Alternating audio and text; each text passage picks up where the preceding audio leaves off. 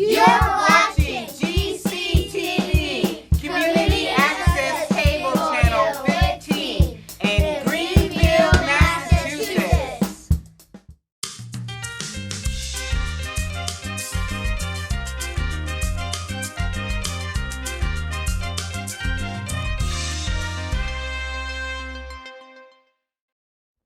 Good evening. Welcome to the Greenfield City Council meeting on 198th regular meeting at the John Zahn Center, 35 Pleasant Street in Greenfield. This meeting is being recorded, videotaped, and broadcast. If any other persons present are doing the same, you must notify me at this person. And the recorder is here. Videotaping. No, broadcasting. I don't know, recording. The clerk will call the roll. Here. Here. Councillor Alice. Present. Councillor Python. Councillor Dolan. Here. Councillor Gilmore. Councillor Wheeler. Here. Councillor Mayo. Here. Councillor Hirschfeld. Here. Councillor Mass. Here. President Renaud. Vice President Ricketts. Here. Councillor Semple. Present. President, you have a quorum. Thank you. Could you please stand for the Pledge of Allegiance?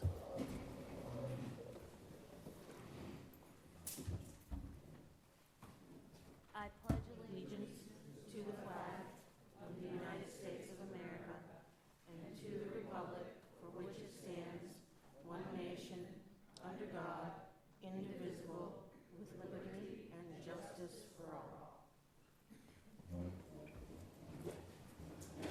Thank you. Could I have a motion to approve the minutes of August 21st and September 18th? Second. Any discussion? All in favor? Aye.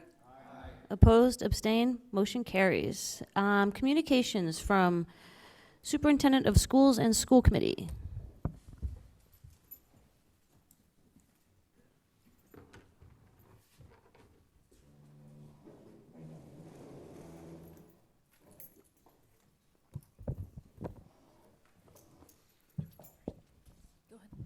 Good evening.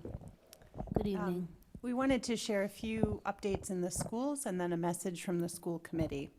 So I'll share a few events happening in particular this week. Our Academy of Early Learning students at the preschool have been enjoying field trips to our local orchards. At Federal Street School, today was Family Fun Day, so thank you to the great turnout and all the families and teachers that came. Tomorrow at Newton School is Pajama Night with many community readers, including some of you in this room, from 5 to 6 p.m. It's a wonderful chance to read and enjoy our community at Newton. On Friday from 5 to 6 p.m. at Four Corners is our annual Harvest Sampler, and this is a great event where students actually get to enjoy eating the food that in some cases they've grown in the school gardens. On November 5th, it is Election Day, and I do want to highlight that the schools are closed so that the community can have full access to the school. And this year, I do want to note that there will not be a gym floor covering, and that's in part because it's on order, and you all may know quite a lot about that. But the reason I'm mentioning it is to ask the public to please wipe your feet. When you come in, we have students that are putting up signs, and we're doing our best with this. But we would like to avoid refinishing the floors after they are used. I do want to note that I had an opportunity to testify at GCC on the joint hearing on food insecurity. I was invited to speak on the school nutrition panel and to highlight the need of our students here in Greenfield and also the importance of our local food program, which has just taken so many tremendous strides forward. And to, of course, I'm sure you're all aware that the Senate has unanimously endorsed the Student Opportunity Act. This would invest $1.5 billion in our local school, not just local, but across the Commonwealth over the next several years. And Greenfield does stand to gain quite an influx of Chapter 70 money. The Foundation Budget Review Commission implemented those changes in part this past year. So that's why we saw over $1 million increase in state aid, but we would continue to see increases under the projections. So we want to thank our senators, and also if those of you would like to see this endorsed, please contact your House representatives. On October 21st, there will be a special school committee meeting, and I will turn it over to a member Ekstrom to speak about that. Thank you. Hi, everyone. For anyone who doesn't know me, my name is Susan Ekstrom. I am the secretary on the school committee. Adrienne Nunez, our chair, is not able to be here this evening. She's given me a statement to read, thankfully. So I'm just going to take it away. The school committee has been very busy. Our negotiations with Unit C, also known as the instructional assistants, and Unit A, our teachers, are ongoing. The review of our policy manual has been on hold momentarily to provide additional meeting space for other pressing issues, including, but not limited to, funding of collective bargaining agreements that are currently being negotiated. On October 7th, the committee convened I just got bifocals and I'm not really doing well with them, sorry. On October 7th, the committee convened a special meeting to discuss the funding issues in public session. Councilor Wheeler was in attendance as chair of Ways and Means. There you are. Thank you, Councilor Wheeler, for attending our meeting. For those that may not be aware, the issue under consideration is that the contract stabilization account balance is currently near zero. This means that there is no identified funding source for contracts currently in negotiation and those that are soon to be negotiated. This is a significant concern to the school committee and will see additional deliberation at our upcoming meeting on the 21st.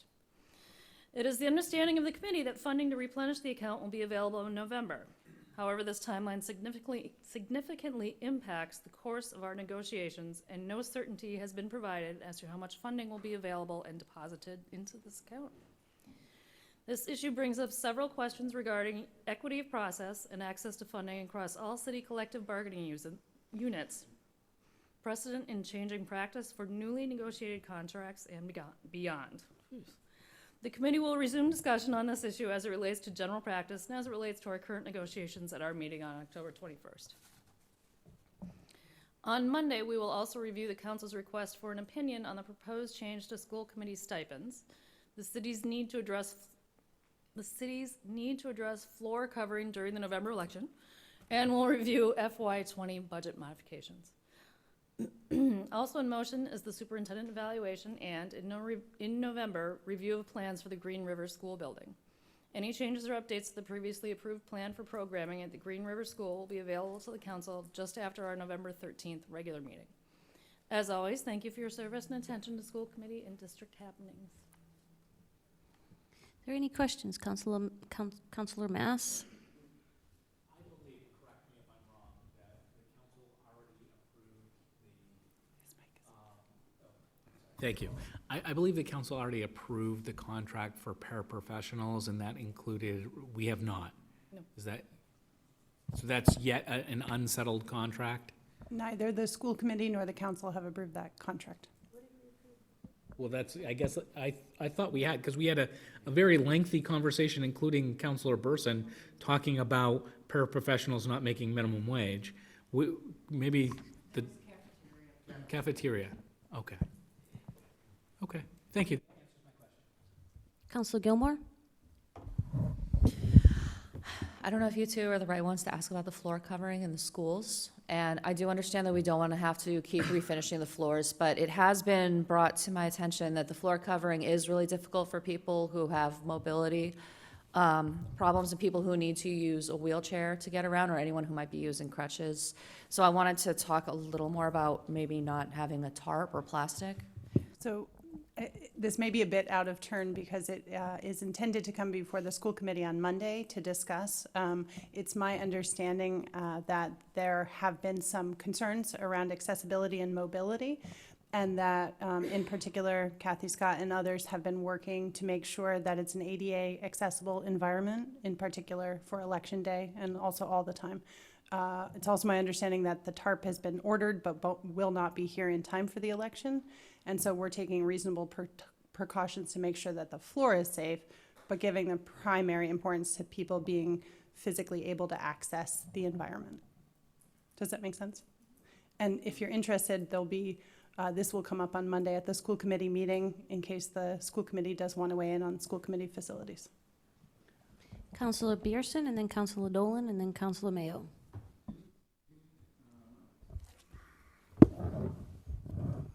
Can you tell me what the wage scale is for the aides?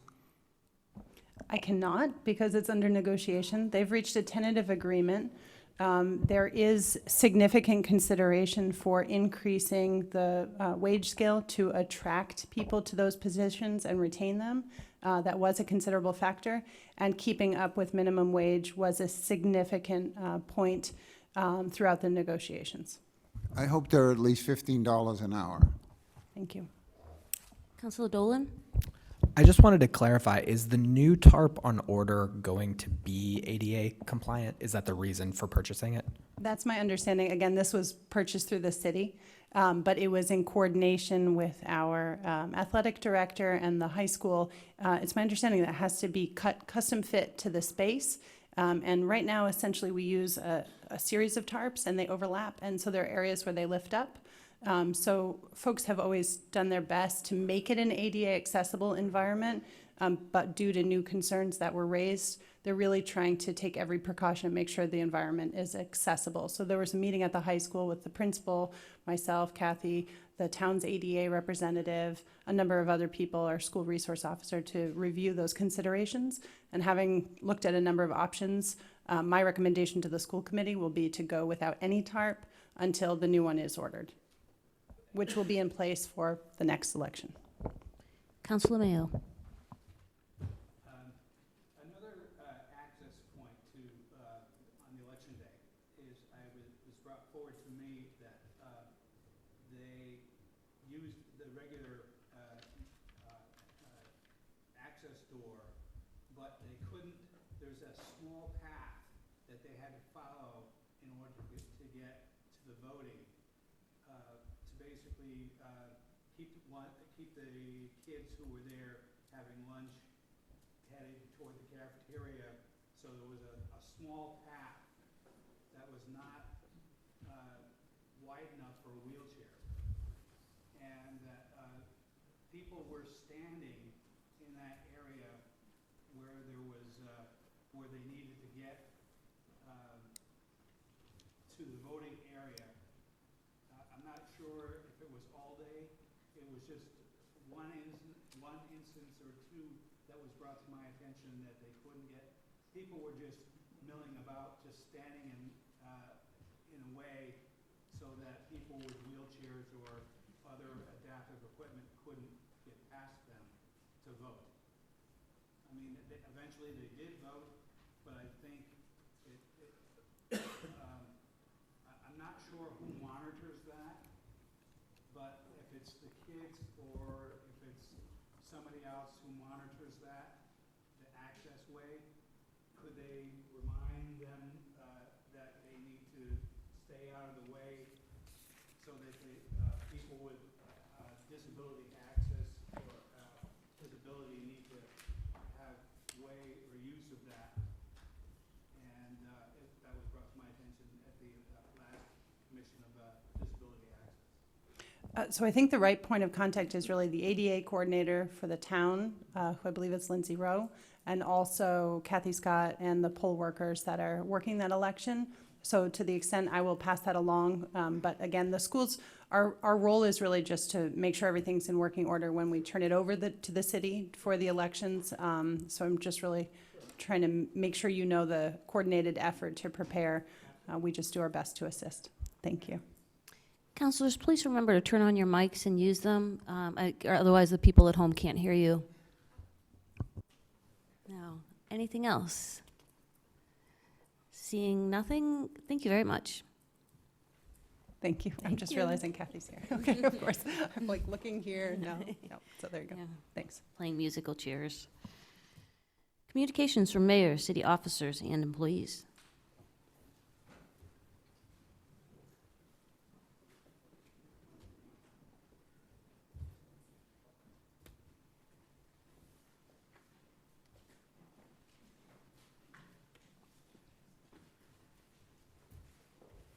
Good evening. Good evening. Good evening. I wanted to bring you up to date on the FY18 audit that was done by Bloom Shapiro. President Renault and Councilor Wheeler and I and the mayor met with Bloom Shapiro to go over the audit. We invited them back to the November meeting to full council so that you all may have a presentation.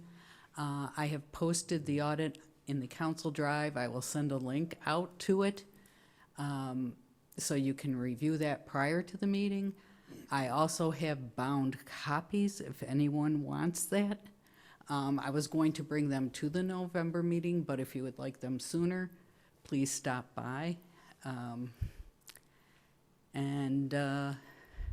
I think we'll go over the highlights at the meeting regarding the audit. And as you know, you also voted for Powers and Sullivan to do the 19 audit. And I believe Councilor Wheeler and President Renault have received the engagement letter for that. Anyone have any questions or? Status of this audit, from Shapiro. We're waiting for a letter from the superintendent.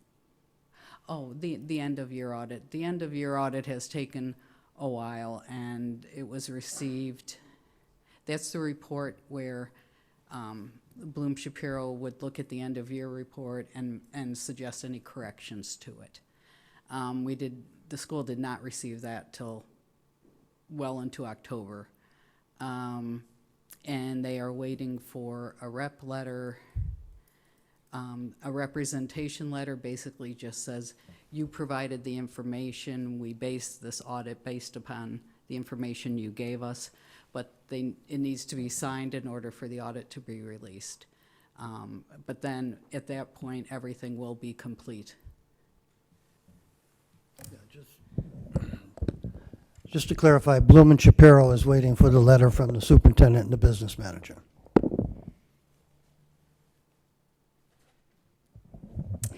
Yes, good evening. I'm going to take advantage of the opportunity to share some city business with you. It's going to be broad and in-depth in some areas. I'm going to ask Superintendent Marlo Warner to come up in a little bit to go through some of the really detailed issues. So first, from the mayor's office. Departmental capital planning is in process. Liz has put out all the information, given the directions to the top departments. They're actively involved in their 5-year planning process. I'm sorry, I should move back about 20 paces and I could see everyone. So I want to suggest that we're hopeful that the council will act on this in a timely manner. It's very difficult to have an approved capital process in May or June because it takes you out of the market, takes you out of the game. So an earlier approval for the capital allows our departments to get out there early, get a better price. So in many cases, it's too late, as it was this year and last year. So it takes us out of the game, literally, so that we wait till the next year, the next season of bidding, which is usually March, April for RFPs. So I'd like this council and the new councilors who might be listening to, it's really an advantage for the city to save money, be more efficient, and get the job done if we get that capital improvement plan approved. There's been some discussion about a CPA, the Conservation Preservation Act. I won't be here. I think I have, I don't think so. I know, 76 days left. So I so badly want to quote President Nixon, but I'm not going to.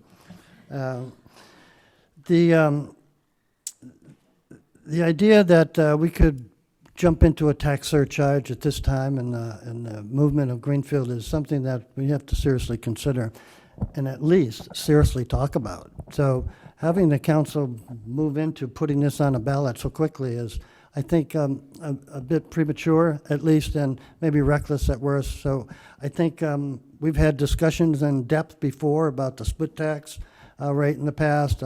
I proposed a dedicated, residential exemption on taxes earlier this year. That died somewhere in some committee of the council.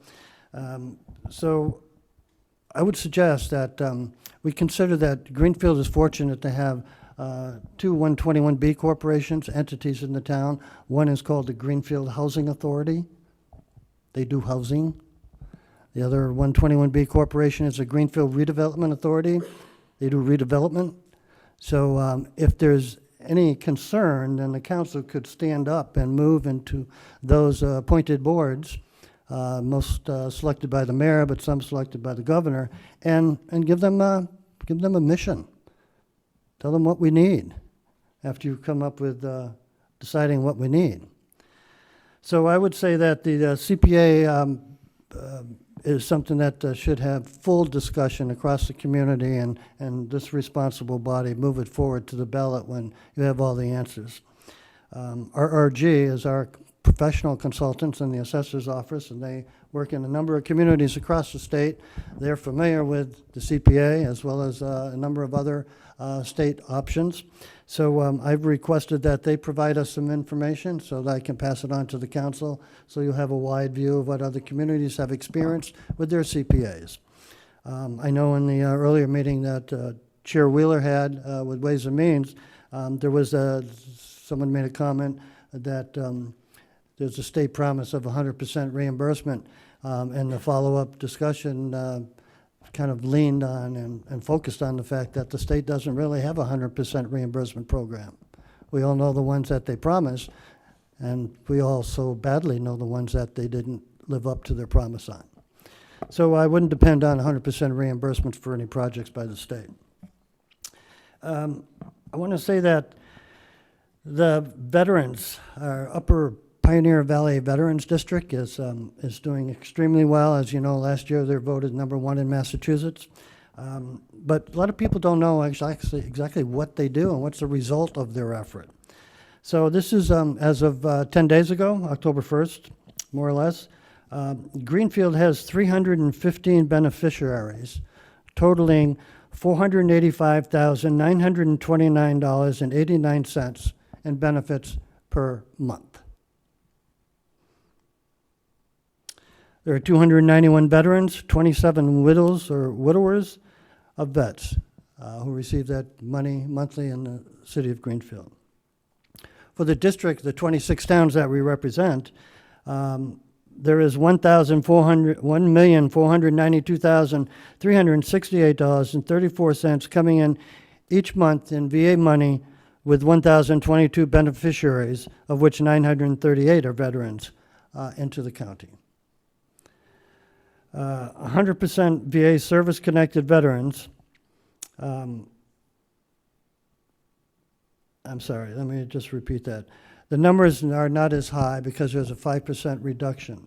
The reduction is due to the death of 100% service-connected veterans due to natural causes and suicides.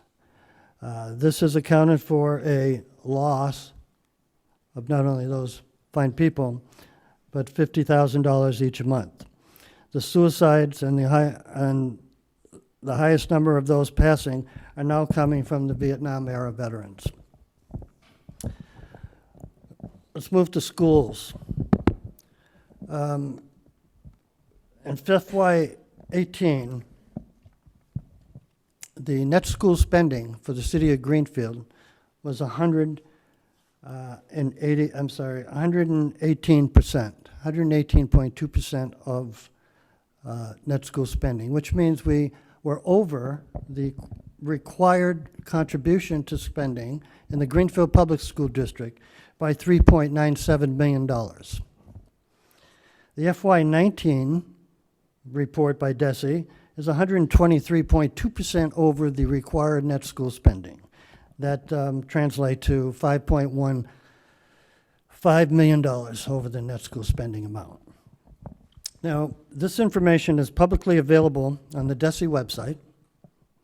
It's available from city documents sent to state agencies and from the school department, superintendent, or any elected member of the school committee. I personally provided these documents to each. The claim by the superintendent and Councilor Gilmore that the information is unavailable is unfounded. It's available. Currently, the Greenfield Public School is engaged in a turnaround program provided by DESE for performance in the lower 7% of the state public schools. I would suggest any question be directed to the superintendent, who can elaborate in more detail. And lastly, for the schools, the The budget for FY20 is not yet approved by the school committee. So we hope to have that done on the 21st, this Monday coming up. That would be the same Monday that the Patriots play the Jets. The monies previously diverted from the city departments by this council will require repayment from various city sources with accounts that are yet to be determined. So Liz may have some direction in that area and may probably provide some options as soon as we can end the year with some of our auditors. The library. We have received the engineer report on the occupancy load and egress requirements for the library building. After discussions with the safety officer, Chief Strand, building commissioner Mark Snow, engineer Michael Rainville, Director Ellen Boyer, and trustee president Doris Cowdery, I will modify my executive order originally issued on the 22nd of August. I will do that tomorrow morning. And for the safety of the staff and public, I will prohibit use of the ground floor meeting rooms, the custodial office, and stack rooms. They will be closed to staff and public until the usage and occupancy plan is approved by the structural engineer. So if you followed it earlier, the first step in this process of dealing with the exposure to liability and potential suits, as well as the high opportunity or probability for accident or incident, I moved to have the occupancy load verified or done for the first time for the library. Now we're at that point. The next step is to have the building inspector, Mark Snow, do a detailed walkthrough of the library under the observations that are established by the engineer, and to then make decisions, discretionary or mandatory, on use of various parts of the building. I want to remind everyone that we have already done the calculations. The total amount that we can spend over a 4-year period is $217,000. That includes the last 3 years and this year. So whatever we have to do is going to bump into that 217,000. Over 217 throws it into a complete new arena where the entire building has to be brought up to code. People can argue about the numbers, but it's not going to be $218,000. It's going to be $8 to $9 million. And we have different sources. Anyone's welcome to look at the estimates and the costs, or check with anybody else in the world on the cost of bringing that building up to code. This report is available on the city website as of today. Anyone can go there and read the entire report from Michael Rainville. As I said, the next step is going to be the walkthrough by Commissioner Mark Snow, and we'll move in that direction. We have had discussions with all people involved, as I mentioned earlier. Everyone is aware of the new situation. Economic development. The city received a $825,000 CDBG grant, as we do each year as a mini entitlement community, and we're planning for the disbursement of funds for infrastructure, social services, council on aging, and the building department, or property rehab. The city initial support for a $45,000 and $104,000 grant to Another Castle and Green Space co-work spaces has resulted in continued support by the state for their expansion efforts, as addressed in a recent visit by Lieutenant Governor Polito. We congratulate the two entrepreneurial entities and offer our continued support. Paul Hake mentioned that his local internet provider, GSED, is better and faster than the Los Angeles affiliate. And the mass development grant that you'll be discussing earlier tonight regarding the expansion of the industrial park, we hope will be passed so that we can continue to work and provide the survey and engineering needed to keep that project moving forward in the near future. I'm going to ask Director Warner to come up and we'll discuss some issues dealing with infrastructure. Thank you. Any comments for Liz at all? Liz, could you bring me up the public comment in the sheets? Oh, okay. Nobody on that one. Thank you. The first issue I want to touch on is we've just awarded a project for the anaerobic digester, the $4.2 million anaerobic digester, to Ty and Bond as the winning bidder, more or less, for the qualifications and experience.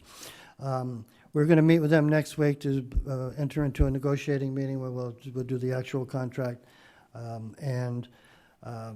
Finally, this 5-year initiative for the anaerobic digester could not happen soon enough with the spiraling costs coming up with the traveling, hauling, and ridding ourselves of our town sludge. Marlo Warner is going to address a group that under Senator Comerford has brought together to discuss the regional impact of anaerobic digesters and what's really happening across the state and the expense on this sludge. You want to bring us up to date on costs and... Okay. So Greenfield's costs, as we know, we've talked about it in depth. In 2015, we paid $167,000 for sludge disposal from our wastewater treatment plant. Last year, we came in about $427,000 and some change. So after we set the budget this current year, we received information from Lowell's plant, and that's the place we have the permit to bring our sludge to. They were going to raise our fees 4 cents a gallon, and the hauler was going to raise 1 cent a gallon, which would have equated to about a $180,000 increase this year. And that was after we set the budget. This was information that came in after the fact. So there was a lot of clamoring with the Franklin County Solid Waste District, which we're part of. They negotiated our contract with Lowell and the hauler. So they backed out of it and decided not to increase that 4 cent increase until January 1. So that's going to back us down. The hauling fee, we're paying the 1 cent more per gallon hauling fee now, which is about 6 cents a gallon total. So the increase isn't going to happen until January 1, so that's going to back us down to somewhere about $125,000 increase this year. And that, again, that all depends on, the plant, so on and so forth. But I wanted to bring everybody up to speed on that part of it. I think everybody was taken by surprise, every wastewater treatment plant, everybody involved, of such a substantial increase. There's nowhere else to take it. We're working constantly. The superintendent at the wastewater treatment plant, has got his ears open. I'm putting out feelers to everybody I know. There's just nowhere else to take it at this point in time. We have an agreement with New Bedford. We were able to bring 1 load per week down there and save about $400 per load. But their anaerobic digester is only big enough to take 1 load. So it's going to relieve some pressure a little bit. But, again, I hate to be bearer of bad news, but that's the facts of what's going on with our sludge. So getting the OPM in place and moving on our anaerobic digester is probably ramped up as high as we could possibly have it right now. I don't know what the cost will be next year as far as building a new budget, but so that's where we're at for sludge. We have the formal term for the dam inspections. Oh, yes. EAP, emergency action plans for the dams. I built it into the, operating budget this year. That project is complete. It was completed by Ty and Bond. We're just waiting for final payment and sign off on that. So that project's complete. So the 3 dams are Leiden Glen, the electric light and power on River Street, and Eunice Williams Drive, the Green River Dam. So we have emergency action plans in place for those and updated for Office of Dam Safety. We also have the Wiley Russell Dam request for funds continues to be tabled by the council. And without funds to prepare for repairs to the riverbank and the sluiceways, chances are we're going to miss out on the $1.25 million environmental bond bill. The city previously has received a redetermination that the dam is not a significant danger. However, the 10-year period for city action to repair is closing, and to access funds is limited as well. There is a city cost to remove the dams as well. So we're trying to repair the dam with this money and the earmark. There's been no movement by the council. We stand a chance to lose the $1.25 million, and we also have a chance to, Excuse me, Mayor Martin, we voted that down at the last council meeting. oh, it was voted down. Well, thank you. So that is dead, as you say. Good. The Eunice William Bridge, the pumping station bridge, has been inspected by the Office of Bridges, DOT? Yes. DOT, and has received recertification for continued use as a 20-ton multi-vehicle bridge. Central maintenance. I am relocating the central maintenance department to the DPW yard. The two departments work closely together and share tools and equipment currently. The city has initiated the process for restructuring by bringing the central maintenance to the DPW structure for efficiency and cost savings. Continued discussions with the department leaders and the central or collective bargaining units will take place. There is an advertising in today's paper as required by the charter, and there is a proposal to have members join an existing collective bargaining unit. The DEP, you want to talk about the DEP consent order coming up? Okay, so as we all know, we were put under a consent order from Mass DEP in March of 2016. Fast forward to when I came back aboard last October, we are nearing the deadline for that 2-year commitment to that administrative consent order to complete the different tasks that needed to be taken care of. So I went down last December, met with Mass DEP, and I think I've been trying to update as frequently as I can. We hadn't received anything back in writing but a verbal that they were going to honor our 2-year extension to accomplish the things that we need to accomplish. We received in writing, October 10th, we received it Thursday, an updated administrative consent order with penalty is how it's worded. But it's 18 pages. It gives us the 2-year extension. There's 18 pages, and I would say over half of that is additional work that we need to accomplish just because of the regulation changes since 2016 and what's up and coming in our new NEPDES permit. As we all know, we're under administrative permit now, just because they haven't gotten to us. So I say with penalty, the penalty's been suspended. And I also want to stress that this is a draft. We're reviewing it in-house. We're going through everything that's been added. We have done some work in a year. We've done quite a bit of work in a year, so we need to address everything in this, go through it, and then we can respond in writing or we can question and get information from that. What I can say is they're stressing real highly. They did like the fact that we entered phase 1 of the SSES, and I can address that if we have time, to find where our I&I issues are coming from and identify exactly where they're coming from and repair them and what the repairs are. They've stressed very highly in here for phase 2. They're basically saying you need to find all your I&I because you continue to violate your permit, your incoming flows. Thus, we know we have a repurpose of Maplebrook funds that's tabled till next month. So again, it's a draft. I'm going to put together a response. I have a couple of questions for clarification on it. The gentleman that issued this is out of the office this week. And then we'll sign 2 copies and send back and see where this draft becomes the official consent order. The $5,750 fine has been suspended momentarily for that.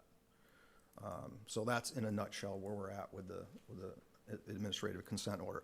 I need to ask them if our 1 year starts when we sign the new consent order, or did the clock start ticking when I requested it back last December? Everything I'm reading, I think we hit the reset button when this officially gets re-signed. So that's kind of where we're at with that. Address the 300,000.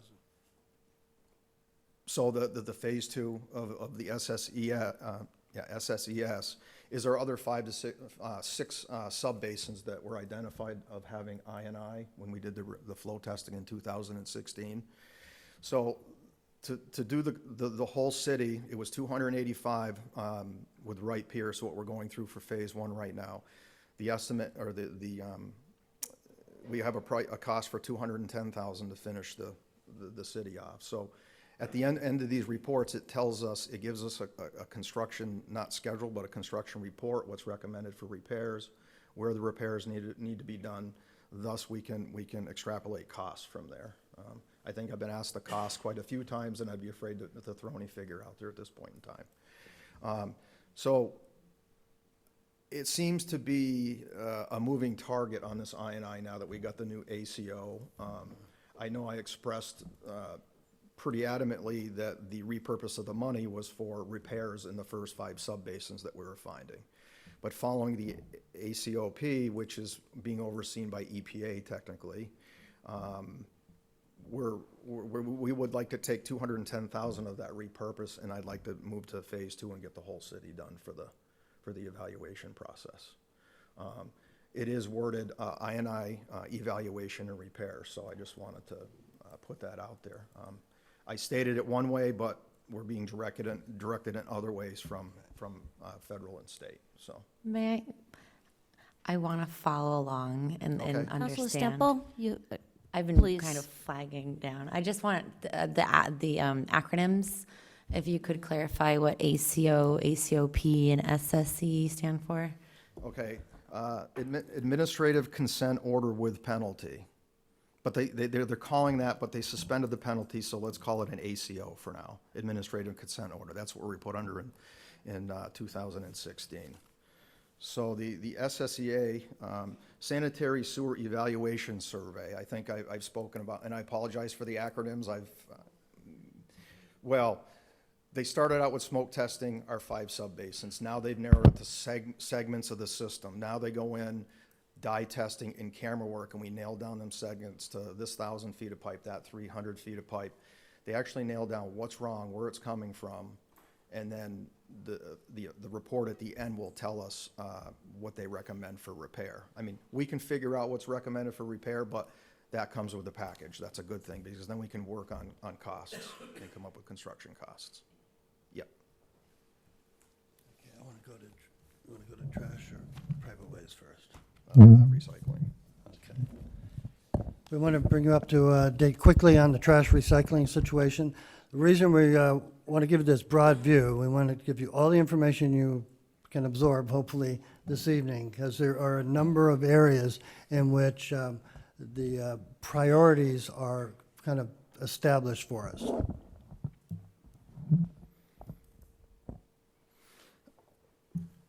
So back during Ways and Means and Council submitting my budget, talking about my budget, we talked a little bit about trash disposal. And we also talked about how our contract with the MRF in Springfield is expiring June of 2020. And we didn't know where we were going to land on the recycling. They took bids in back in May, and they said they'd be opening and selecting where the materials would be going in September. We didn't hear anything in September. So as of yesterday, the MRF Advisory Board, DEP, all met yesterday, and they came out with the award of the contract. It's a 5-year contract for dual stream. And again, this is an unexpected, we didn't expect this kind of cost. Currently, we receive $22 per ton for recycling. We take it to the MRF, we get $22 per ton. Under this new contract, which starts July 1 of 2020, our cost is $93.50 to dispose. So we go from receiving 22 a ton to paying $93.50 to dispose. Now, the 22 per ton also helps offset our costs. It goes in the revolving fund. We can withdraw up to $125,000, I believe. Liz can verify that. And then I believe the rest goes into the general operating budget. But so it's a heavy swing. I mean, we're talking, we average 1,440 tons a year. We were receiving 32,000, but now we're gonna be paying $135,000, and that's before we collect it curbside and we truck it down there, though there's cost there too. So technically, you take away what we receive, it's gonna be a $167,000 shortfall in the budget in FY '21. President Reno, can I ask a question on this particular? Councilor Mass? How much are we paying currently for non-recycling solid waste disposal per ton? $82.50 per ton, and that cost came in after budget was approved. We're gonna be under this year. So am I correct that it costs more to recycle than it does to throw solid waste? Almost $10 even to the ton, yes. And am I correct that the materials that were sent for recycling are not actually being recycled because there's no place for them to go? After we dispose of them, they're not going to China to be recycled, is that correct? Right, I think basically if you read the national news, China stopped taking our recycling. So can you tell me why we're recycling? Well, it's mandated through Mass DEP. That's the tricky part about it. So I completely understand your question. Councilor Alice? So if people put their recycling in their trash, what is the ramification of that? Well, technically, it's called waste ban. It's not supposed to go in the trash bag. That's the simple answer. Technically, we're not supposed to pick it up, technically. We do not see inside the bags, obviously, but that's the regulation. But the difference between dual stream and single stream. Right. Councilor Sun? This is on recycling and everything, but got two questions and one comment. Nash's Mills Bridge. Some people say it's going to be open in December. Am I right, or is it going to be later or earlier? Okay, so a few weeks back, there seemed to be a mad scramble thinking it was opening October 12th. I saw it all over Facebook. I'm trying to get out there and respond. I met with Mass DOT. So October 12th was what they call substantial completion, okay? The normal person hears substantial completion. The bridge is opening up, the roadway is gonna be open up, yeehaw, here we go, right? So substantial completion, the way it works through Mass DOT is that substantial completion of the project. Then the contractor and Mass DOT start haggling back and forth on the change orders, what got done, what didn't get done, punch list with the city. I'll go down there and meet with everybody. They'll get a punch list, complete the punch list. Contract gets signed off at District 2 with the contractor. When the job's complete, then it goes for Boston for final sign-off and final payment. There's your month and a half, brings us to December 10th. I hope that helps, or close to 2 months. Councilor Sun? I appreciate you tarring Barton Road. Also, your anaerobic digester. How long would it take to put it in? You know, if you got the okay and everything, when could you start and how long would it take? Well, I think the mayor mentioned we're going to be going to a meeting and there's going to be some dignitaries there. But the short answer is once we get the OPM on board, part of their duties is to work with myself and the mayor to work on the funding, the grants, and also with DEP and EPA. So the short answer is it's as fast as we can get permitting through DEP and EPA. I can't put a timeline to that. If I were to throw a guess out, I would hope that we're building it in a year, inside of a year. Thank you very much. That's where I'd like to be. Councilor Wheeler?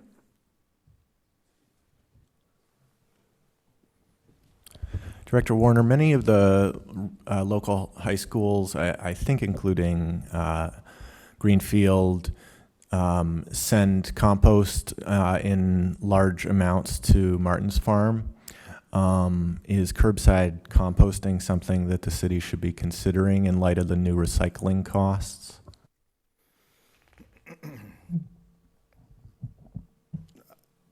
I think it can be considered, but we have the actual recycling issue in front of us first, the big. Yeah, this is just long-term, of course, and whether it could alleviate some of the costs, because cardboard all of the cardboard at the regional high schools goes to Martin's Farm at this time. It does get broken down eventually. That potentially could be the end product of the digestate for our digester. I think I talked about it a little bit. We would like to ramp that up even further. We take in the proper, if we produce the right digestate, A or B, part of this permitting is going to be composting it at the transfer station. If it's Class A, we can use it in the front yard when we're done with it. Thus comes in, I think, the cardboard, the composting. Maybe that comes into play then. But that's kind of on the end of this project, but it's going to be part of the proposal to DEP. Councilor Mass? You may be getting to this. It seems like you have a pretty long and comprehensive report, but the DPW project that I'm currently most interested in is the downtown repaving of the replacement of the bricks. And certainly that project has come out very differently than I anticipated it was when we voted it. But I know that it's not going to be redone at this point. So my question is, there appears to be, in the way it was done, a significant amount of spillage outside of the edging, and I'm wondering if you have a plan for remediating that and for beautification of the downtown. Yes, actually, I talked to the deputy director back when the project started about that in the field superintendent. There is a plan to go back, scrape, I know what you're talking about, the cross trenches, if you will, that aim at the businesses, the cross sections especially. We do have a plan to scrape that and treat it with a chemical to remove that. By the way, we're about 90% done with the project. We've got loaming. As you notice, we're turning quite a bit of the areas into green space. Eventually add some benches. We have a couple of in-house plans we're going through now. So if we don't get all the green space work done this winter, that's okay, but it's important that we finish up the actual stamped concrete, not brick. Councilor Stemple? Thank you. Curious, and maybe I missed this somewhere, but I was curious on an update on Wisdom Way. I know that it's in the state's hands, but I was curious as to, that's always been on our top priority, but now that's in the state's hands, I kind of wonder where it's sitting. Okay, as of today, as a matter of fact, 3 or 4 days ago, we started, the 75% plans have been submitted to District 2. We are programmed for FY 2024 right now on that project, but we weren't programmed at the beginning of this year. We got bumped out of the program. The mayor and I went to numerous meetings. A lot of other communities haven't gotten out ahead of their projects like we have. We paid for the engineering, and that's the key to this. We show Mass DOT that we're committed to the projects, then they commit to the money for the projects. So I'm anticipating that project getting backed up, maybe 2023, maybe 2022, because we're right now on a very fast track to 100% shovel-ready plans. I am hoping we get there before 2024 because I have concerns about how that roadway is being used at this point in time. We have a traffic plan that's part of 75% plans. So when the road closes to one lane during that project, we may have to institute that before that road gets closed and gets worked on. Motorists are just going to the other side of the road naturally going up right now, and it's not safe on that sharp corner. And I'm just putting that out there. It's not the stability of the road, it's the way it's being used that would be very hard to police up, so to speak. And thank you very much for that question. That's a very important project. That's a savings to the city for $5.5 to $6.5 million. Two more items I want to address, particularly because they're counselor-oriented. One is dealing with the crosswalk on Main Street. The counselor suggested a crosswalk in front of Greenfield's Market across the street. This has been suggested in the past. The immediate, and certainly Marlo can address this directly, it would be a loss of 8 parking spaces, 2 on each side of the sidewalk, a crosswalk on each side of the street.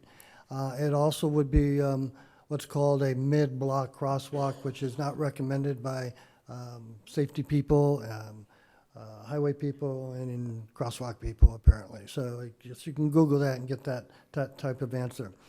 The available parking is behind that store. So if there's that much interest in parking, then there's a parking lot right behind the store, which also has a rear entrance, which looks like a front entrance. So you just have to park behind the store. The other thing that it's difficult to create a perceived safety project for a specific business because, sometimes Walmart closes down. Sometimes big boxes are empty. So we don't know how long different stores are going to be in the same site. So we would consider, we're about 50 to 75 feet away.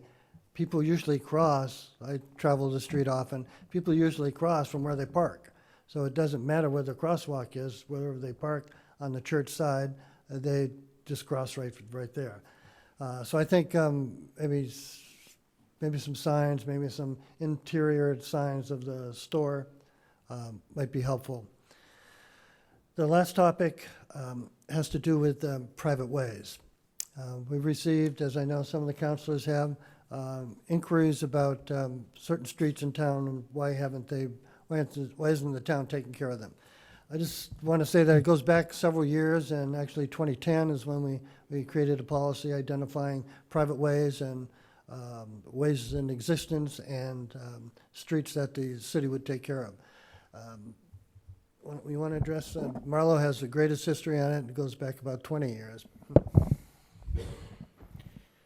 So, excuse me, specifically, there's been a few roads that we've been approached frequently on lately that I think over the last 19 years, I've dealt with it frequently, and the question is, how come you're not paving our road? Take the road over, pave it for us, so on and so forth. And I completely understand the argument of taxpayers and whatnot on that, but we have policy that goes back to 1968 with the select board, and it's been updated every few years, every 4, 5, 10 years, as far as ways in existence, recognized private ways, unrecognized private ways.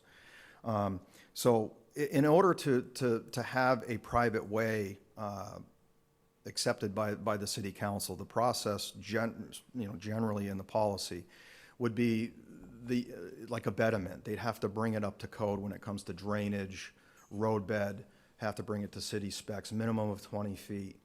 And then there's two ways we can deal with it from that point forward. We can accept it as a gravel road. Once it's accepted as a city way, I don't want to say town way, city way, then we can, then it's allowable to use Chapter 90 funds to pave that such road.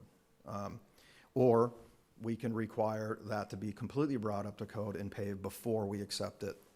I should say the city council would accept it, but I can send any of the information on that because I'm pretty sure the question keeps coming up for many of you, maybe on the same roads. I think Barton Heights has come up numerous times, Stetson Drive, but I'll be more than happy to give you more information on that, the exact processes, but that kind of sums it up in a nutshell. Councilor Dolan?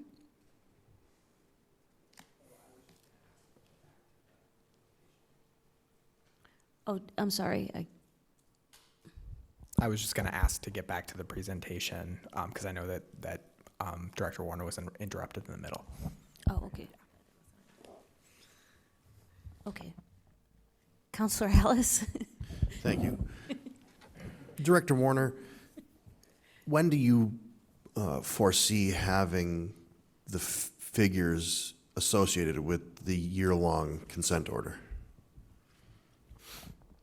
Okay, so this is a draft I have in front of me, and there's 18 pages. We're sorting through. The DPW team met yesterday. We started going through everything. There's some stuff that we have. It's just a matter of updating it, or it's a matter of us providing it to DEP. A lot of this work is done.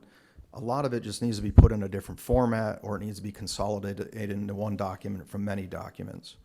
But the hard-hitting question is what is it going to cost us to start limiting our I&I into that plant, the water, fixing the pipes, the structures, and so on and so forth. So that's what this full evaluation is about. They're gonna come back to us, and we can start coming to some end game on costs. Actually, when we met with Wright Pierce last week, we have one small segment in the Well Street area. They haven't nailed it down yet, but it's producing 53,000 gallons extra a day. Just that one small segment that they got to narrow down where it's coming from. 53,000 gallons a day. That's one spot out of hundreds and hundreds of areas that they've tested. Right now, so far, they've found 65 million gallons of water of I&I in our system that they have to nail down where it's coming from. And they're just getting going. So 64 million gallons, if you think about it from a treatment standpoint, chemicals, pumps running, that's a very small amount of what's happening when we get a heavy rain. So, but it's a big number. So when we get to the other end of this, we know we're jumping from 3.2 million to 10 to 13 million every time we get a hard rain. These evaluations are going to break it down for us so that we know where to go, what we need to do to fix. And my priorities would be, let's get the big areas first. Let's knock that I&I down. We're going to be chasing this with DEP at least through 2025, according to this draft. But they want to see, they're giving us an extension, but they want to see some, they want the evaluation done, and they want to see us eliminate I&I, start eliminating it on our meters down there. That's endgame. Councilor Wallace? So my question specifically is, and I know you can't answer it tonight, but I'd like to know for my constituents the cost associated with these serious I&I issues, which we all know we have and we've known that we have. I need to know at some point what our residents and taxpayers can expect and what they can expect to ultimately have to pay for it, especially as we talk about multiple multi-million-dollar projects and having so many things that we're under consent order to fix and doing other things at the same time. We really need to know so that people can at least figure out where their money is going to be spent and how it's going to be spent and how much can we really afford to spend. So I was just hoping that we could get some sort of ballpark on that so that we're being asked to make decisions, going forward, specifically on the ballot. If we make that decision, what's to say that within the year, there's not another $10 million liability, $20 million liability on I&I. It would be nice to know for people to be able to make informed decisions. And I know you don't have it now, and I'm not blaming you for not having it. I'm just trying to make that statement that we need to keep our eye on the ball. Yeah, Councilor, I think the best thing to recognize is that this process is step one. So this is like an early warning system. So we have known for a long time about our I&I. We've been consistently funding it. The City Council has provided the funds almost on an annual basis, and that's been pretty much annually taken care of by the DPW.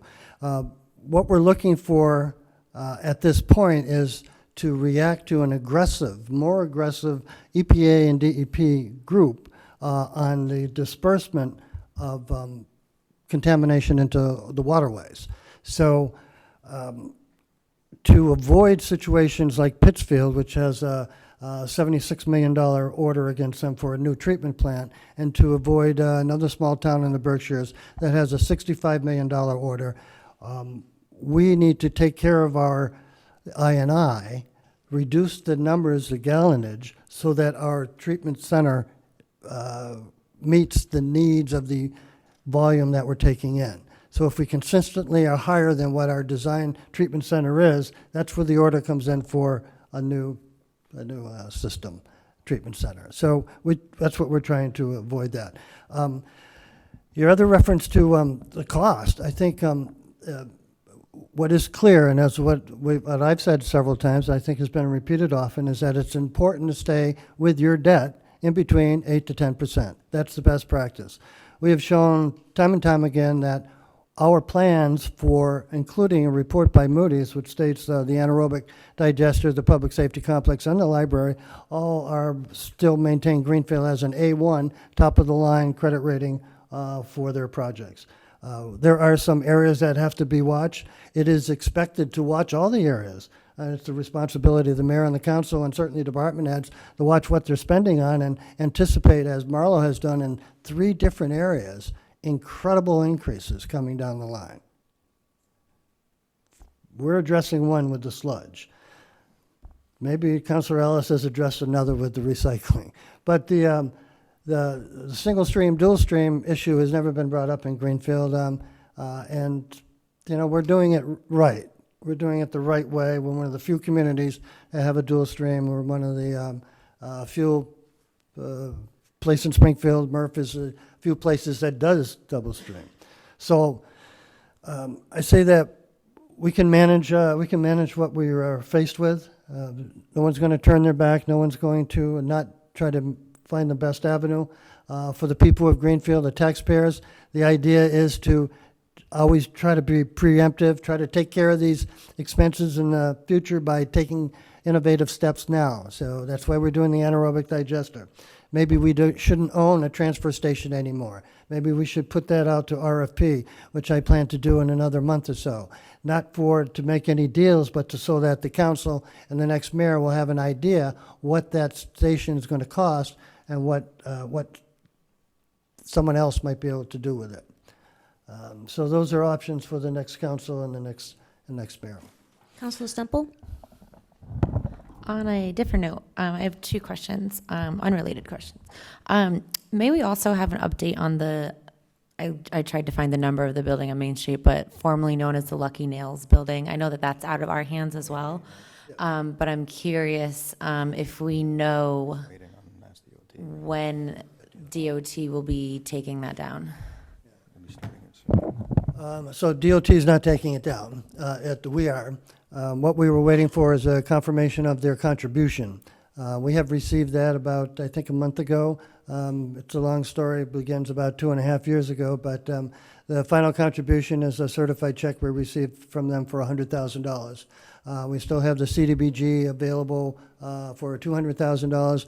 We have the council's approval for, I think there's $82,000 or $84,000 left. The bid has been given. The award has been given to the bidder, winning bidder, and they're going to start, I think it's by next Wednesday. So we'll be blocking off a section of the storefronts. I think Paul is getting in touch with everybody, all the abutters and the merchants. Councilor Wallace? Oh, go ahead, I'm sorry. I Councilor Stemple? just had one more question, and then I'll mind my manners. I'm just kidding, I don't do that. So you brought up the loss of meeting space at the library in the basement, and so that leads me to ask whether or not we're any closer to building a plan for use of this fine building here for community meeting space. Yeah, admittedly, I've struggled with this. We don't have the staff or the money. That's one of you've converted it to a community center. It's opened up. We've been trying to fit people in. We've been trying to fit quasi-governmental, everything but quasi-governmental entities into the meeting rooms. It's pretty much programmed out from 8:30 to 4:30 or 4 o'clock every day, Monday through Friday. But it's available in the evenings, Saturdays, and Sundays. We just don't have anyone to do it. Had a barrage, I would say, of requests yesterday. So for those 3, unless I've committed to being here for those 3 at night. One is a mayoral debate, another one is not in my town, and the other one is information on how to become a citizen. So I think they're all, of course, everything is worthy of being in this building as a community center. We just need someone to be paid to take care of the scheduling, showing up, training the microphones, opening and closing, and being responsible for the asset that it is. Sounds like a great retirement job for you, Mayor. Councilor Alice and then Councilor Mass. The Lucky Nails building, I just want to get, I heard what you said and I was just curious. So what is the contract price that's been awarded? I think it's 168. Oh, does Liz know?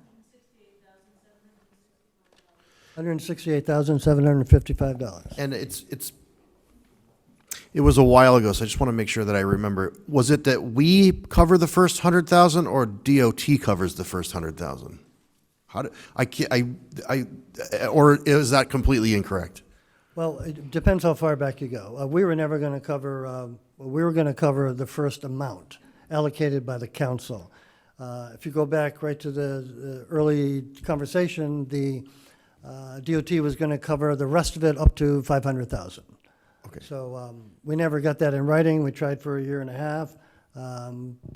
Finally, the communicant we were with retired, and we had to start all over again in different places. In any event, we have 100,000, and help with the. We have to patrol the Amtrak and the cargo train. So we have to have a detail, and they're going to provide a detail. So just so that I'm clear, the state DOT gave us $100,000 towards the total cost of 162. Is that correct? Yes.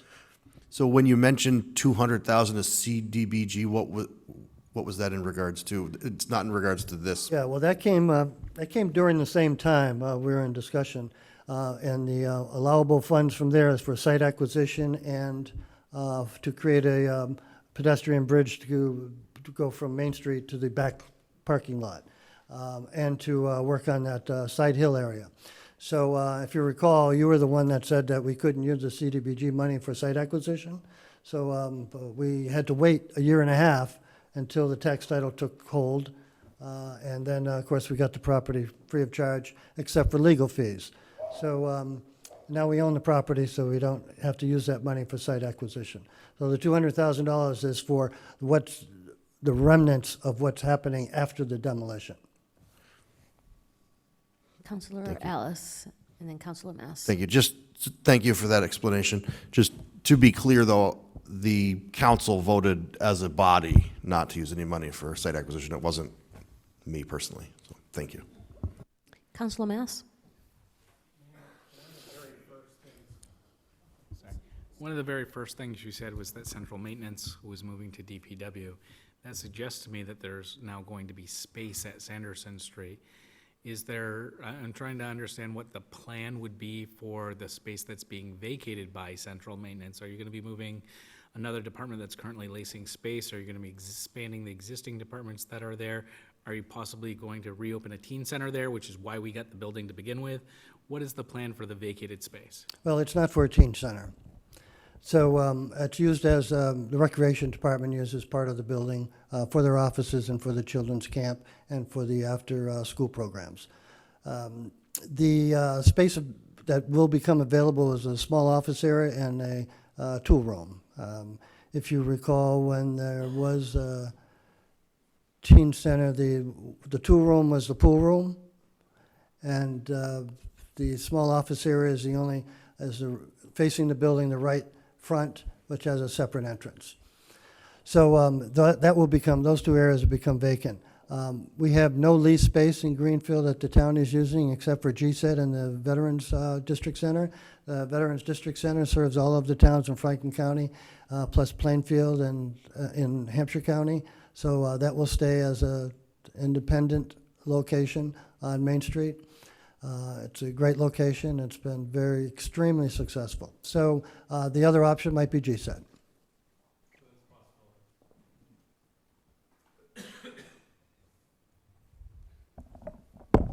Councilor Alice, I just wanted to give you some additional information on the question you had for costs up and coming.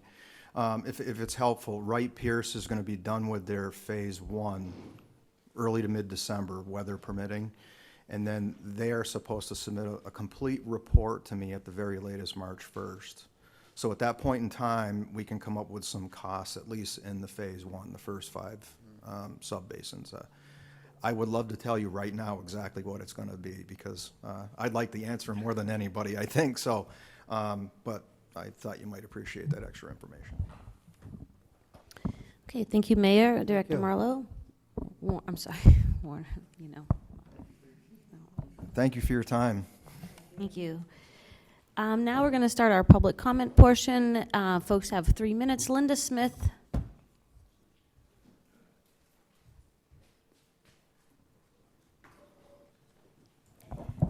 Thank you.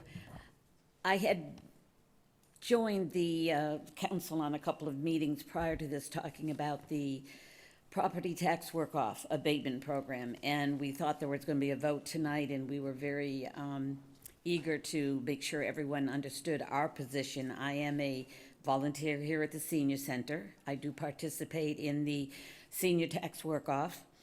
But before you voted, I wanted to make sure that, I wanted to remind you that because the ordinance right now states that no volunteers who currently volunteer at the senior center would be eligible to use these hours for senior tax work-off, because the program is managed by a senior center staff employee. That would not be fair. I would be very upset not to be eligible. I've spent many hours here, 12 months out of the year. If the other town departments don't need or want the seniors to work there, which they're not being refused, they just don't seem to request enough of us to be able to provide them with additional help. I think it's communication, because they may not understand that the program, how it works and who pays for it. It was under my impression that some people found out that it is not the individual departments that pay for that. It's a separate kitty, it's a separate payout, and I think we need to make sure people understand that. I would not want you to take that opportunity away from me as someone who does do the volunteering here. I do it 12 months out of the year, whether or not it's under the senior tax work-off, and I will continue to do so. But I'm a taxpayer who has worked full-time for over 45 years prior to my retirement. I've been a widow for 7 years, and my real estate tax bill is over $4,800. I paid one payment today. It's very difficult to pay this bill without the senior tax work-off, and I would ask you, please do not take it away from me. Allow me to volunteer, work here, help out where I can, and there in turn helps me, because I know the tax bills are not going to go down. I think that is all that I have to say. Oh, I know, one other thing. We're only talking less than 20 people that's involved with this program. Right now, I believe there's 17 people that the senior center has under that program. It's a small percentage, but it's very important to all of the people that participate in doing it, and we really would not want to lose out on doing that. So don't penalize us because the senior center staff does that type of work, and I don't think anybody else would want to take it on. She does a fabulous job, and thank goodness we have somebody like that. So thank you very much. Thank you. Peg Saulnier. Could you please state your address too? Peg Saulnier, 7 Keegan Lane. I've been at 1 or 2 previous council meetings, and I promise I will stop talking. I didn't at the last one. I understand that it was put on, the Council on Aging, the tax write-off program was put on the agenda by error tonight. And I understand also that because it is on the agenda, you could vote for it tonight, and that's why we are here, to make sure that you guys keep your promise to us that you are going to request that it be tabled until you come to an agreement with the information that Director Smith gave you last week. We enlightened the council members that were there. We hope we did anyway, and we'll continue to do that for you. If you have any questions, don't hesitate to ask. And no department in this town or city should be penalized because somebody in that department is handling administrative duties correctly. If the mayor's office did it, then nobody could work for the mayor's office. It doesn't sound correct. It sounds like you're cutting your nose off to spite yourselves. And we enjoy working any place. I have also heard that there was an opening in another department. I know the person. I contacted her, asked her to call Avery, and I would love to do something for that department too. But we want to be wanted. We don't want to be just sent there and shoved down somebody's throat. We've worked hard for our name and our reputations, and And we all have skills. We have unique skills. They may be old, but they're unique, and they're very important. So thank you for listening to me. Thank you. Ellen Thompson?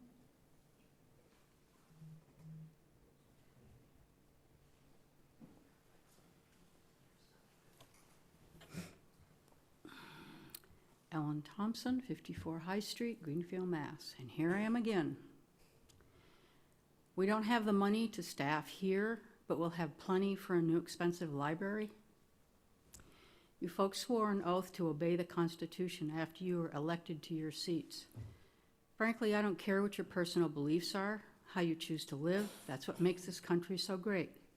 However, when your personal beliefs become your operating principles in violation of your oaths of office, we have a big problem.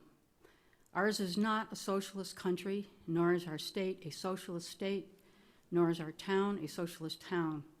If you recall from our Constitution that you took an oath to obey, we have a republic, thus a Republican form of government. What you're doing is no less than an attempt to overthrow our rightful government. In a republic, the citizens are protected from invasion. Their unalienable rights are protected, as enumerated in the Bill of Rights, also known as the Bill of Prohibitions, where public servants are to keep their dirty hands off the Greenfield citizens' unalienable rights. You don't rule this town, you're public servants. Thank you. Councilor Wheeler, could you open up the public hearing? Thank you, Madam President.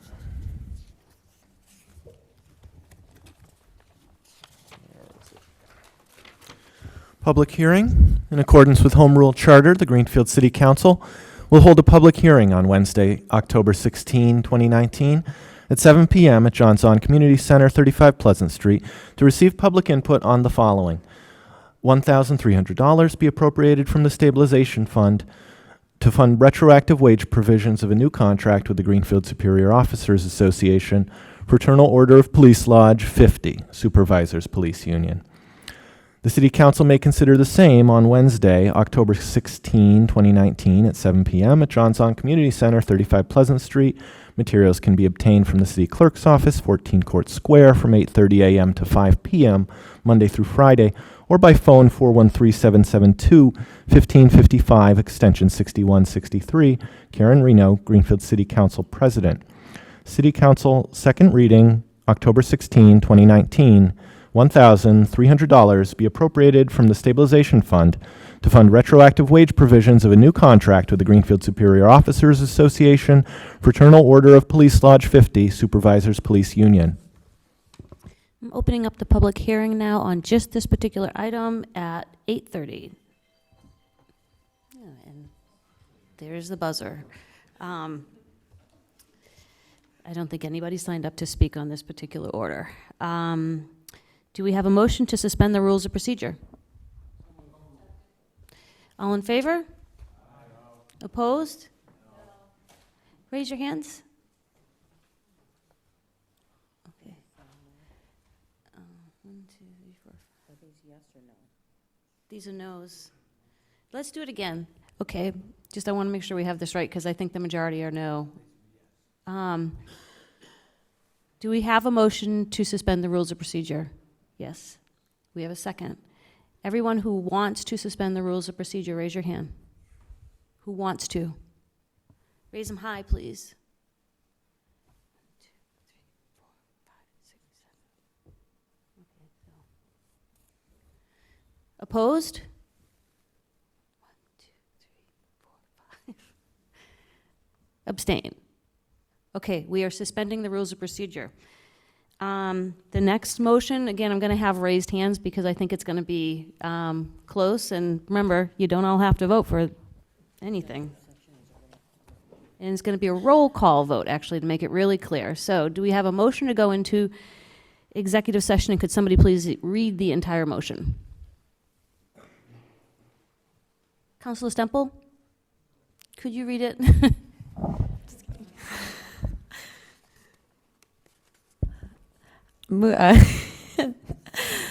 I'm silly. The City Council move that it be ordered that the Greenfield City Council votes to enter into executive session for reason number 3, to discuss strategy with respect to pending and imminently threatened litigation where an open meeting would have a detrimental effect on the litigation position of the public body.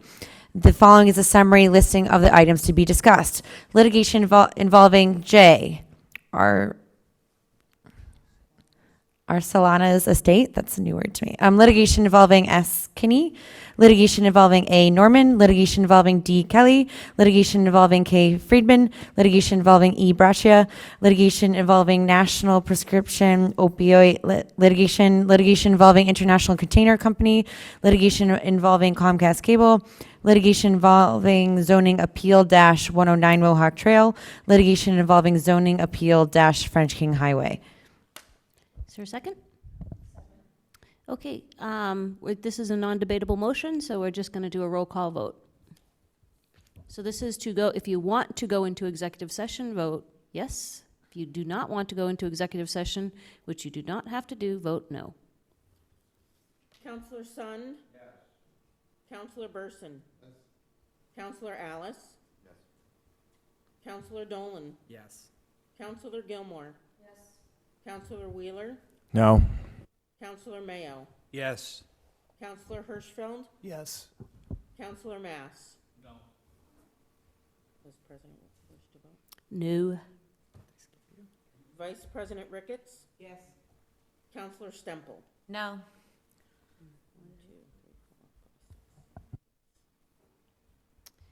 Okay, so for everybody watching and all of you that are here, we have just voted to go into executive session, so that means the camera goes off. You can stay here. We're going to go into another room. We will resume. I can't tell you when.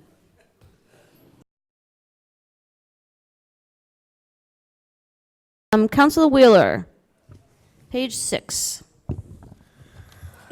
Ordered that the sum of $1,300 be appropriated from the stabilization fund to fund retroactive wage provisions of a new contract with the Greenfield Superior Officers Association, Fraternal Order of Police Lodge 50 Supervisors Police Union. Okay, motion's been made and seconded. Report from committee. This was a positive recommendation. If I can find my notes, I can tell you more specifically. It was a split positive. Sorry, it was 4-1 split positive recommendation. Okay. Does anybody else want to speak on this? Councilor Stemple? Is this contract stabilization? Just stabilization? I was gonna say. Okay, that was just my question. Any other discussion? All in favor? Aye. Opposed? Abstain? 1 abstention. Motion carries. Councilor Wheeler.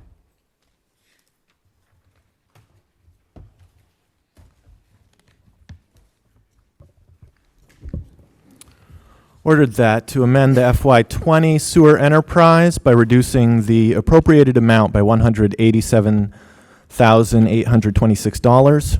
Revised appropriation amount is $2,393,433, and that $333,112 be included in appropriation from the general fund for sewer indirect costs and be allocated to the sewer enterprise fund for funding, and that $2,193,433 be raised from sewer receipts for the fiscal year starting July 1, 2019 and ending June 30th, 2020.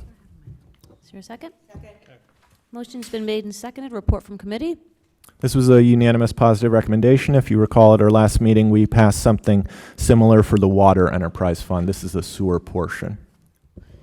Very good. Any other discussion? Seeing none, all in favor? Opposed? Abstain? Motion carries. Councilor Wheeler.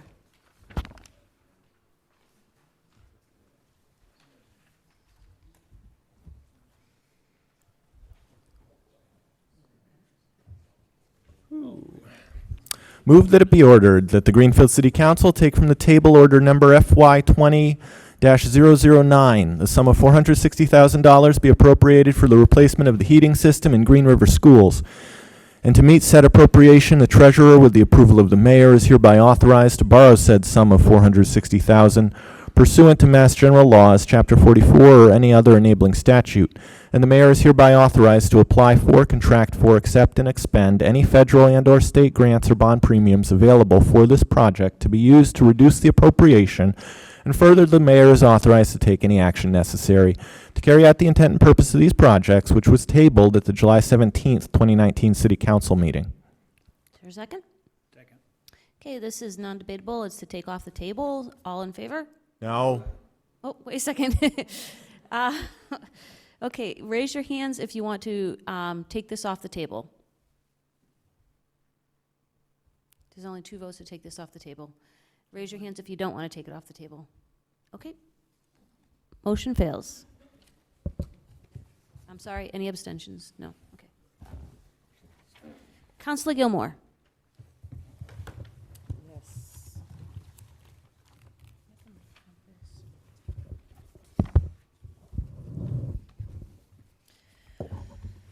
Let's see.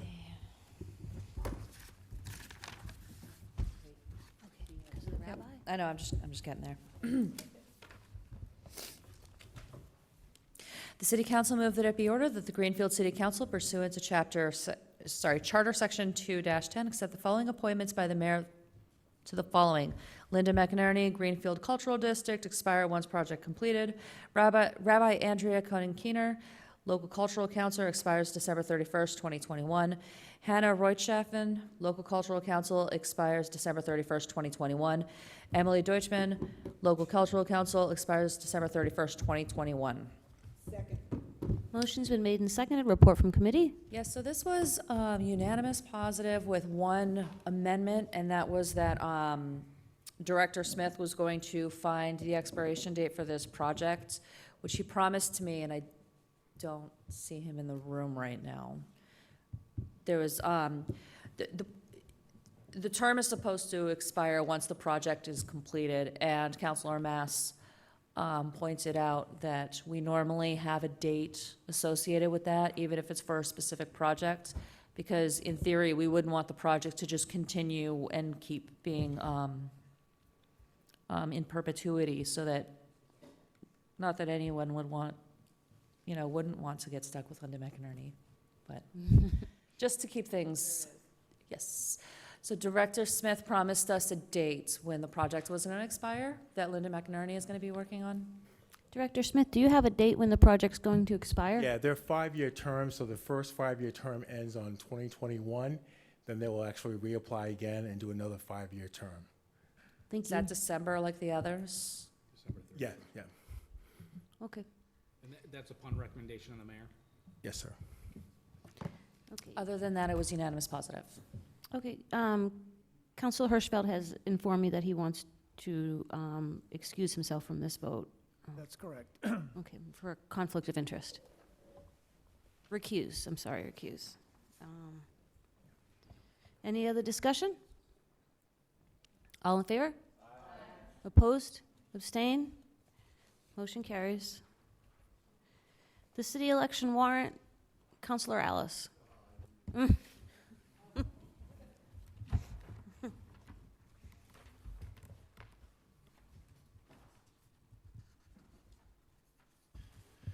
Move that it be ordered the Greenfield City Council hereby approves the attached city general elections warrant for November 5th, 2019, and further authorizes the city council president to sign said warrant on behalf of the city council.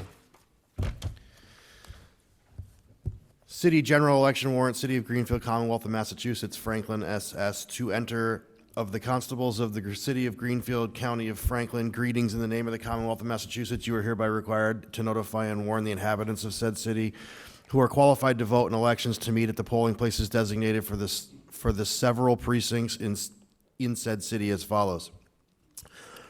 Precinct 1 through 9, Greenfield High School Gymnasium, 21 Bar Avenue, on Tuesday, the 5th day of November, 2019, from 7 a.m. to 8 p.m. for the following purpose: to choose by ballot the following city office: 1 mayor, 4-year term; 2 city councilors at large, 4-year term. One city councilor, precinct 1, 4-year term. One city councilor, precinct 2, 4-year term. One city councilor, precinct 3, 4-year term. One city councilor, precinct 4, 4-year term. One city councilor, precinct 9, 2-year term. 3 school committee members, 4-year term. 1 school committee member, 2-year term. 1 assessor, 4-year term. 3 trustees of AK Warner Fund, 2-year term. 1 elector under will of Oliver Smith, 2-year term. 3 trustees of Jenny Bascom Education Fund, 2-year term. Binding ballot question 1, quote, shall the following measure, which was proposed to be rescinded by voters in a citizen referendum petition, take effect, end quote. Summary, upon recommendation of the mayor that the sum of $19,541,296 be appropriated for the construction of a new public library, and to meet said appropriation, the treasurer, with the approval of the mayor, is hereby authorized to borrow said sum of $19,541,296 pursuant to Massachusetts General Laws, Chapter 44, Section 7, Subsection 3, or any other enabling statute, and the mayor is hereby authorized to apply for, contract for, accept, and expend any federal and/or state grants available for the project to be used to reduce the within appropriation, and further, the mayor is authorized to take any action necessary to carry out the intent and purpose of the projects. A yes vote would uphold the city council vote above and allow funding for a new public library. A no vote would rescind the city council vote, not allow funding for a new public library. Yes, no. Binding ballot question number 2, quote, shall the following measure, which was proposed to be rescinded by voters in a citizen referendum petition, take effect, end quote.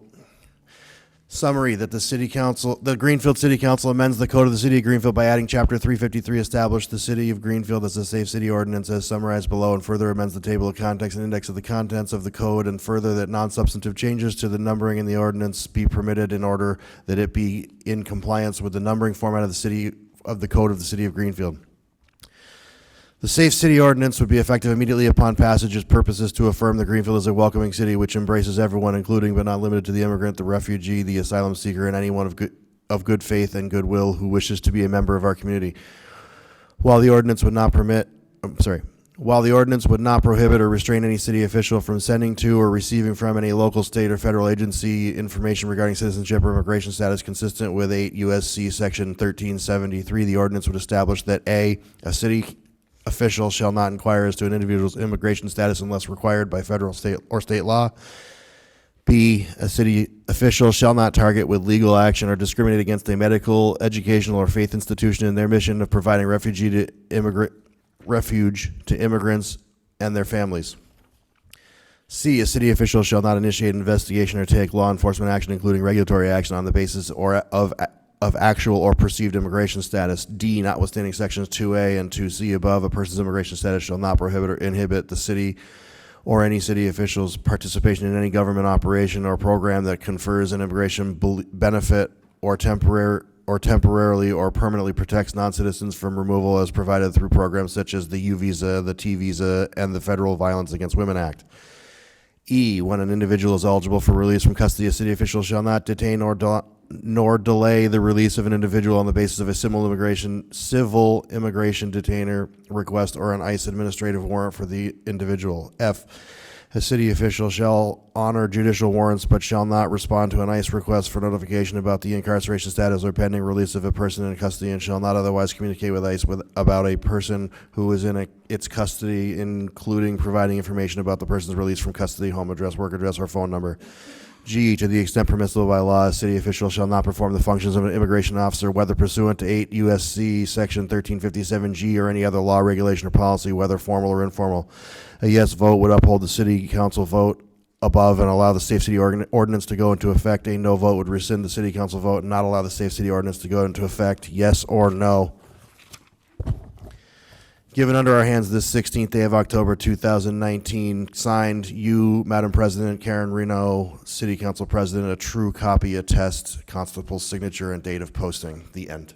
Thank you. Motion's been made and seconded. All in favor? Aye. Opposed? Abstained? Motion carries. Thank you, Councilor Ellis.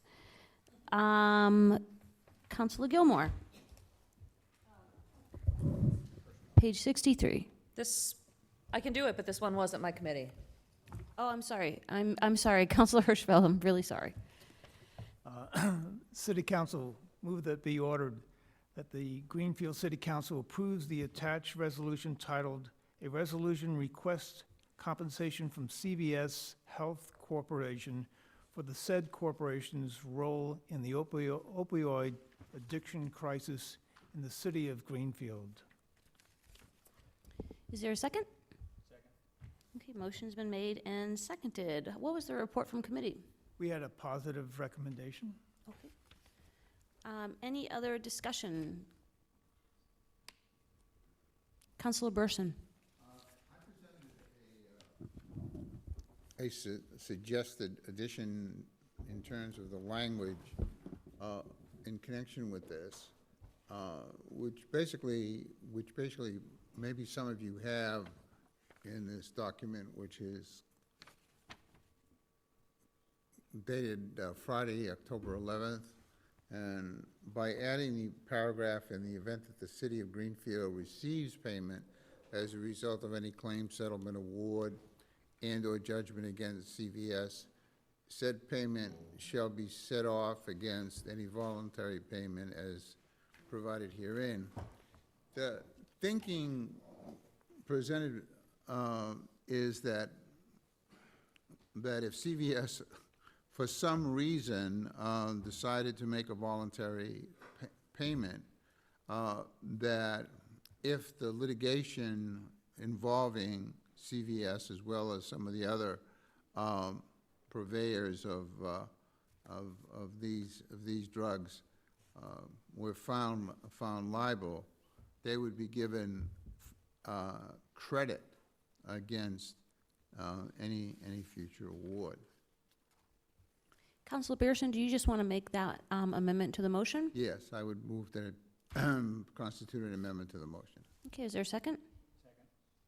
Okay, so we're speaking about the amendment to the motion, not the motion as a whole, and I'll read it again. So this would be added: in the event that the city of Greenfield receives payment as a result of any claim, settlement, award, and/or judgment against CVS, said payment shall be set off against any voluntary payment as provided herein. Is there any discussion on the amendment to the motion? Councilor Dolan? I'm not entirely opposed to this. The reason I didn't take it as a friendly amendment was I'm just not sure about the legality of this kind of thing. It's kind of above my pay grade to give a credit on a future lawsuit. It's just not an area of expertise of mine. I don't believe that CVS or anyone involved in the opioid supply chain will ever adequately compensate the people of Franklin County. I don't believe that that's possible given the scale of this epidemic. So I'm not inclined to make it sound like they will have paid off a debt, because I don't believe that any amount of money would do that. Councilor Mass?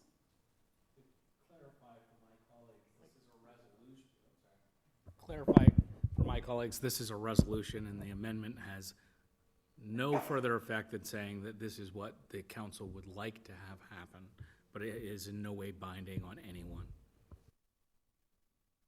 Any other discussion? Okay, so this is for the amendment to the motion only. All in favor? Opposed? No. Raise your hands, please. Opposed to the amendment? Yeah, opposed. Opposed to the amendment.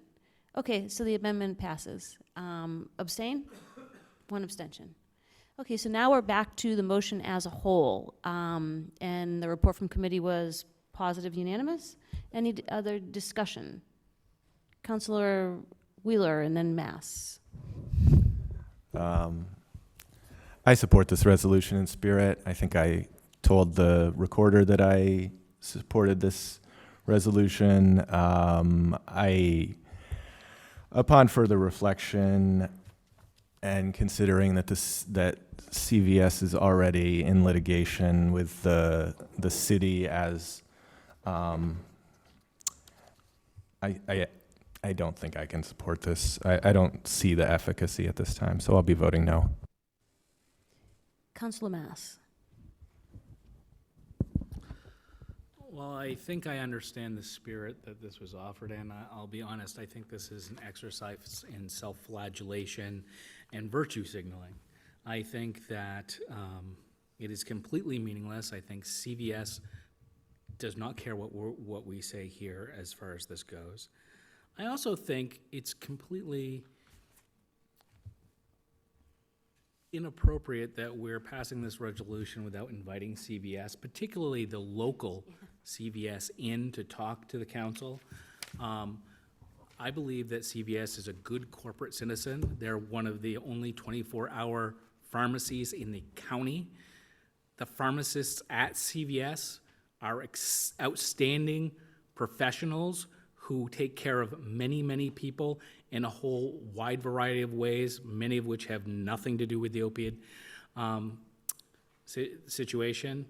I also think this is something like blaming the grocery store for an E. coli outbreak that takes place at the farm.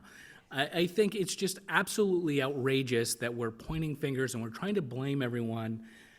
I get this is a big problem, and none of this does anything to solve our problem. I would rather see us invest resources into social services within the community, even the staff members through the Board of Health, to do outreach, to connect people to services, and actually try to do something about the opioid epidemic rather than virtue signal, so I'll be opposed. Councilor Dolan, then Councilor Alice, then Councilor Sund. I'm the first to admit that this is a symbolic, as with all resolutions, it's symbolic. I think it amounts to a strongly worded letter to CVS. I'm sure that we've all written strongly worded letters, and I do believe that there are times when the damage to the community is significant enough that that's a step that's worth taking. This isn't going to solve the opioid crisis. I also think without significant funding from some source, the proposals that Councilor Mass made will also not solve the opioid crisis.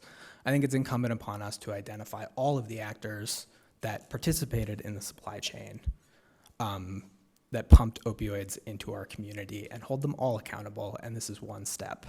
I happen to know off the top of my head a handful of prescribers who are doing so irresponsibly, and if I know that as a regular citizen, certainly a corporation with access to the prescription, most of the prescription records for the entire county would have been able to identify those prescribers. There's enough suspicion about CVS's role in this that they are in litigation currently. I'm hoping that this letter will support that legislation and serve as a strongly worded letter. I would also note that this was in the newspaper. We have received no comments from CVS. No one has reached out to me. I think to some extent it's incumbent upon them to contact the council or the town government with some kind of statement. Thank you. Councilor Alice?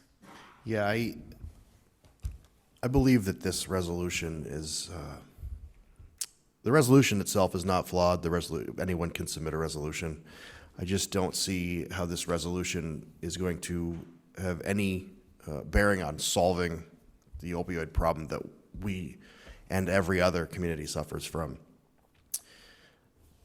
What it will do, I believe, is withhold medications from some people who do need it. And opioids can and do also save lives. Case in point, my daughter got her opioids from CVS because they were open 24 hours. When she came home from the NICU, that's where we got her medication. If they were to get the message by this resolution that they should question certain or every instance where an opioid is prescribed, which I think is the message that this sends, that would be detrimental to people who actually need it. And therefore, I won't be supporting it. I appreciate that this was a way that my colleague felt it was something that could be done to help the situation. I just don't believe that it will do anything to actually solve the problem. Thank you. Councilor Sund, Councilor Stemple, Councilor Burson, Vice President Ricketts. The opioid, you can try to solve it by suing CVS and everything, but it's a person that's taking them. If it's an adult, they got to take some responsibility themselves and not just try to keep taking them. Because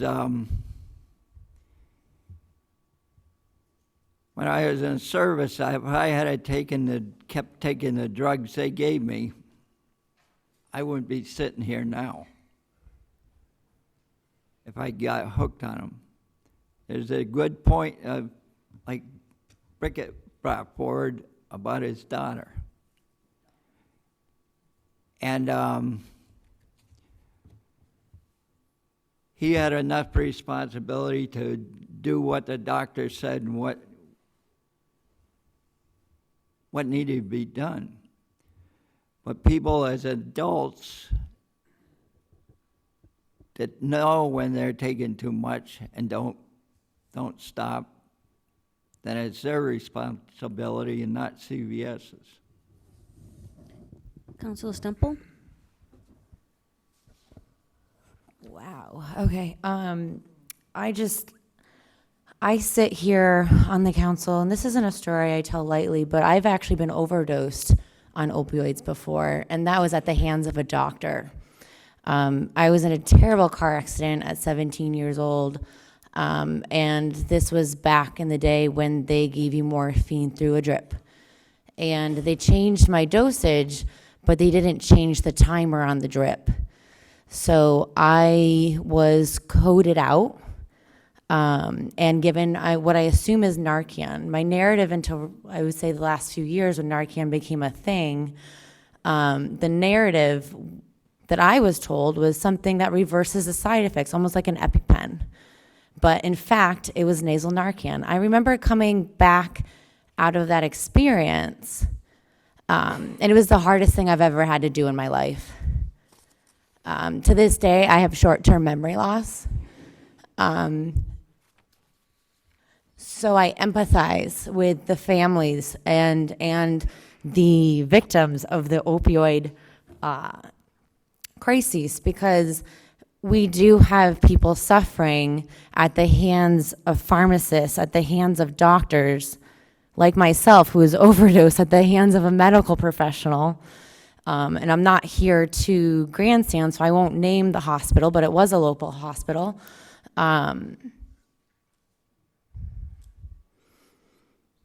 We do have a responsibility to question pharmaceutical companies.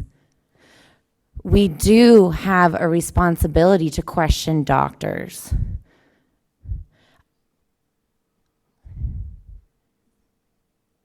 My story is not stupid, ma'am. How dare you? Ma'am, you're not, this, no, both of them are not out of order. We have a counselor who's speaking. We gave the audience time to speak. You don't denigrate a counselor no matter what her opinion, and we don't denigrate you when you come up.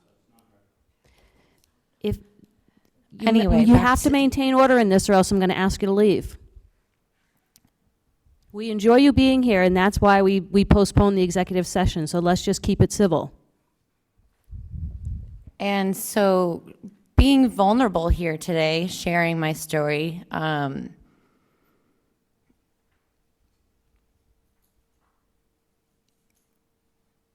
that was my moment that I learned that we need to question pharmaceutical companies, that we need to question doctors, need to advocate for ourselves.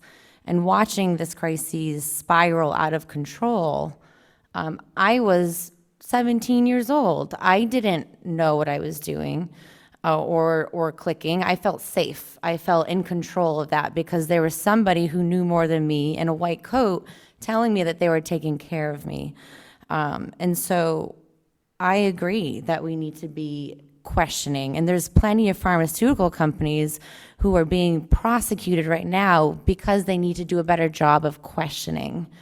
And I don't think that this resolution will cause folks from not receiving the care that they receive, but it'll be making sure that they're not receiving care that's outside of the parameters of the care that they need, like what happened to myself due to human error.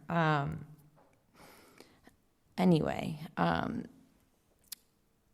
sharing my personal story, I just wanted to share, and it's actually a process for me through this opioid crisis to share this story and to share that I'm an ally. And that outburst made me lose my train of thought. But I just think we need to kind of be careful with what we're saying here, because we do not know each other's experience, and we can't blame anybody really except for those who claim to know what they're doing, and those who we trust to do it. We're all in this together. Councilor Burson? Important that every community take a stand against evil. And this is an evil. This is culpability by the major drug manufacturers and dispensers in this country who provided these opioids knowing that they were addictive. It is not a question of whether or not a particular individual or a doctor prescribed a drug. In some cases, some of the doctors didn't even know how addictive these drugs were. And billions of dollars of profit were made by companies who did this. And in terms of the local CVS, when you look at the database compiled by the Washington Post in connection with the entire country, they tracked each and every single tablet that every company made, manufactured, and distributed. And when you see the number of prescriptions that came out of CVS in view of the entire population, it almost registered that every one of us was getting about 340 tablets, which leaves me to pause about this. And it isn't just the city of Greenfield saying this. It's a cumulative effect. It's in the aggregate. It's when we and the next town, the next city, the next state come up and say, this is wrong, that our voices be heard. And when we are silent about it, we acquiesce in the result. I have been a participant in the GBS litigation, which was the same kind of situation, a defective vaccine that paralyzed people. And that doesn't even include what happened in connection with the smoking litigation, which provided, in the last analysis, millions, hundreds of millions of dollars to fight tobacco companies and to fight smoking. So this is very, very important. Do I think that the city of Greenfield is going to cause CVS to change its mind? No. But I think the city of Greenfield and maybe another town and another town and a town in West Virginia and a town in Iowa and a town in Vermont who have been really punished and victimized by this will come together and say, this is a groundswell. We will not tolerate this kind of culpability. And we're saying here today that we recognize what you've done, and you know what? We're not going to take it anymore. Now, do we have the power to impose our will? No. But we have the power to add our voice. And the fact that we record this and say this will contribute at least to justice in many, many ways. So I'm going to support this resolution. Vice President Ricketts? And then we went to Counselor Gilmore. Move that we call the question. Okay, all in favor? Opposed? Abstain? Okay. All in favor of the motion, raise your hands.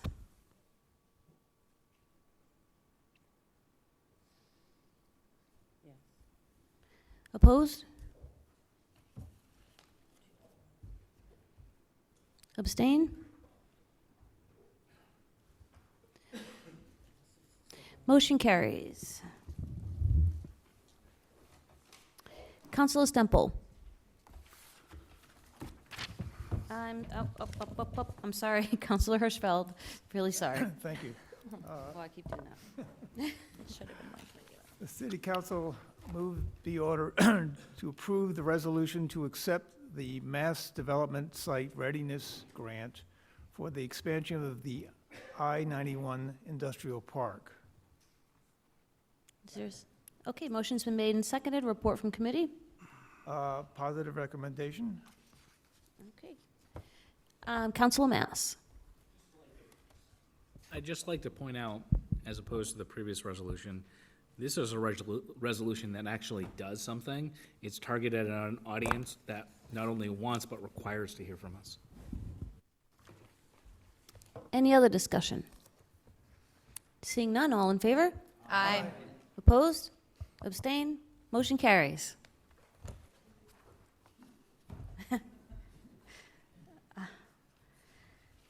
Councilor Gilmore. So this was actually tabled at our committee, and I know that we had put it on the agenda at committee chairs, but we decided at the committee that we really needed to take some extra time and add some feedback from our constituents and also from some of the department heads that Director Smith very graciously gathered for us. So they put that effort into it, and we're going to make sure that when we turn this back to the city council, that it's in its final draft format. Could we just make the motion and then Sure. we'll table? I mean, if that's what the council, if that's the will of the council. Got it. Telling people what to do. The City Council moved that it be ordered that the Greenfield City Council amends the Code of the City of Greenfield by adding Chapter 345 Property Tax Work-Off Abatement Ordinance as attached hereto, and further amends the Table of Contents Index of Contents of the Code, and further that non-substantial changes to the numbering of the ordinance be printed in order that it be in compliance with the numbering format of the Code of the City of Greenfield. Second. Okay, motion's been made and seconded. Councilor Mass. Move to refer to committee. Second. All in favor? Aye. Opposed? Abstain? Motion's referred to committee. Councilor Stemple. Ray. Thank you, ladies. The City Council moved that it be ordered that the City Council of Greenfield hereby initiates the following zone change in accordance with MGL Chapter 40A, Section 5, amend the zoning ordinance schedule of uses, Chapter 200 as follows. 200-46, Health Service District. Add the existing use category municipal or commercial parking lot or garage as a use allowed by special permit from the Zoning Board of Appeals within the H District. Currently, this use is not allowed in the H District. 200-4.7 Central Commercial District. Add a new use makerspace use as a use allowed by right within the CC District. Add a new use craft workshop and light assembly with retail component as a use allowed by right within the CC District. Add a new use automated vending kiosk as a use listed within existing number 16 under uses allowed by right, and add the existing use category retail sales incidental to a permitted use or use allowed by special permit as a use allowed by special permit from the Zoning Board of Appeals. Currently, this use is not allowed within the CC District. 200-4.8 Limited Commercial District, 200-4.9 General Commercial District. Add a new use makerspace as a use allowed by right within the LC and GC districts. Add a new use craft workshop and light assembly with retail component as a use allowed by right within the LC and GC districts. Add a new use automated vending kiosks as a use listed within existing number 22 under uses allowed by right in section 200-4.8 Limited Commercial. Add a new use, automated vending kiosk, as a use listed within existing number 23 under uses allowed by right in section 200-4.9, general commercial. And add the existing use category, mixed residential business uses, as a use allowed by right within both the LC and GC districts. Currently, this use is only allowed by special permit in these districts. Add the existing use category, sale, leasing, repair, or servicing of new and used motor vehicles with a Class 1 motor vehicles license issued by the town of Greenfield, as a use allowed by special permit within both the LC and GC districts. Currently, this use is only allowed by special permit within the CC district. Amend the existing use category, self-storage, from a use allowed by right within the LC district to a use allowed by special permit. Add the existing use category, retail sales incidental to a permitted use or use allowed by a special permit, as a use allowed by right within the LC and GC districts. Currently, this use is not allowed within the LC and GC districts.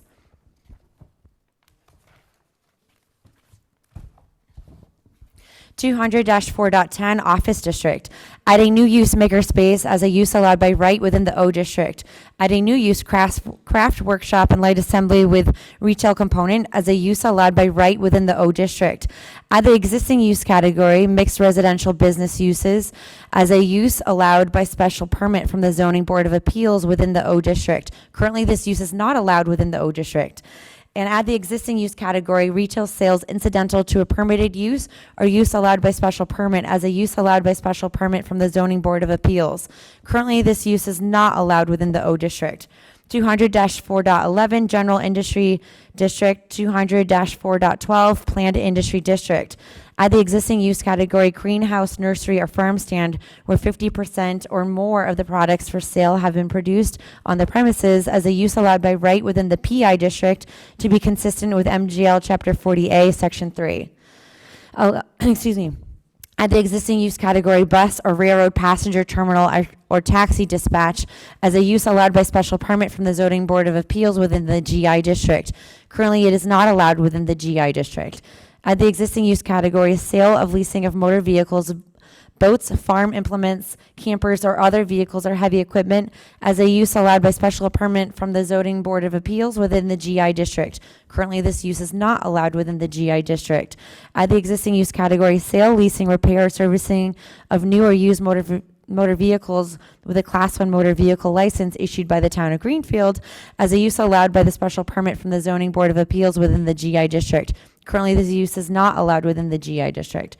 Add the existing use category, service and repair shops for appliances, small equipment, business and consumer products, as a use allowed by special permit from the Zoning Board of Appeals within the GI district. Currently, this use is not allowed within the GI district.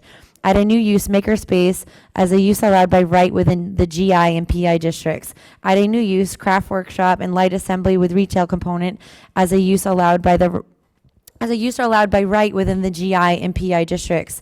Add a new use, automated vending kiosk, as a use listed within existing number 17 under uses allowed by right within the GI district. Add a new use, automated vending kiosk, as a use listed within existing number 15 under uses allowed by right within the PI district. Add the existing use category, mixed residential business uses, as a use allowed by special permit from the Zoning Board of Appeals within the GI district. Currently, this use is not allowed within the GI district. Remove the existing use category, hotel, motel, or inn, as a use allowed by special permit within the GI district. Remove the existing use category, conference center, as a use allowed by special permit within the GI district. Add the existing use category, multifamily dwelling, in accordance with section 200-7.2, as a use allowed by special permit from the Zoning Board of Appeals within the GI district. Currently, this use is not allowed within the GI district. I just want to make a note there. Add the existing use categories, accessory dwelling unit within, accessory dwelling unit attached, and accessory dwelling unit detached, as uses allowed by special permit from the Zoning Board of Appeals within the GI district. Currently, these uses are not allowed within the GI district. Add the existing use category, retail establishment, as a use allowed by right within the GI district. Currently, this use is not allowed within the GI district. And Add the existing use category restaurant, bar, or lounge for serving food or drinks primarily within the building as a use allowed by right within the GI district. Currently, this use is not allowed within the GI district. Article 2, definitions, section 200-21, terms and words. Craft workshop and light assembly with related retail, a shop that sells goods made by hand such as decorative objects, clothing, and household tools to include the materials and tools used for making such goods. Light industry and manufacturing, a section of an economy's secondary industry characterized by less capital intensive and more labor intensive operations for the production of small goods. Products made by an economy's light industry tend to be targeted toward end consumers rather than other businesses. Makerspace, an enterprise that provides technology, equipment, and educational opportunities to the public. They're typically funded by membership fees or through affiliations with external organizations such as universities, for-profit companies, nonprofit organizations, and municipalities, and allow members to design, prototype, and manufacture items using tools that would otherwise be inaccessible or unaffordable. Automated vending kiosk, an automated machine that provides such items as snacks, beverages, cigarettes, lottery tickets, and other goods to consumers after money, a credit card, or specially designed card is inserted into the machine. Amend the existing definitions of retail business so that it includes internet retail sales. Retail, crossing out the word business, establishment.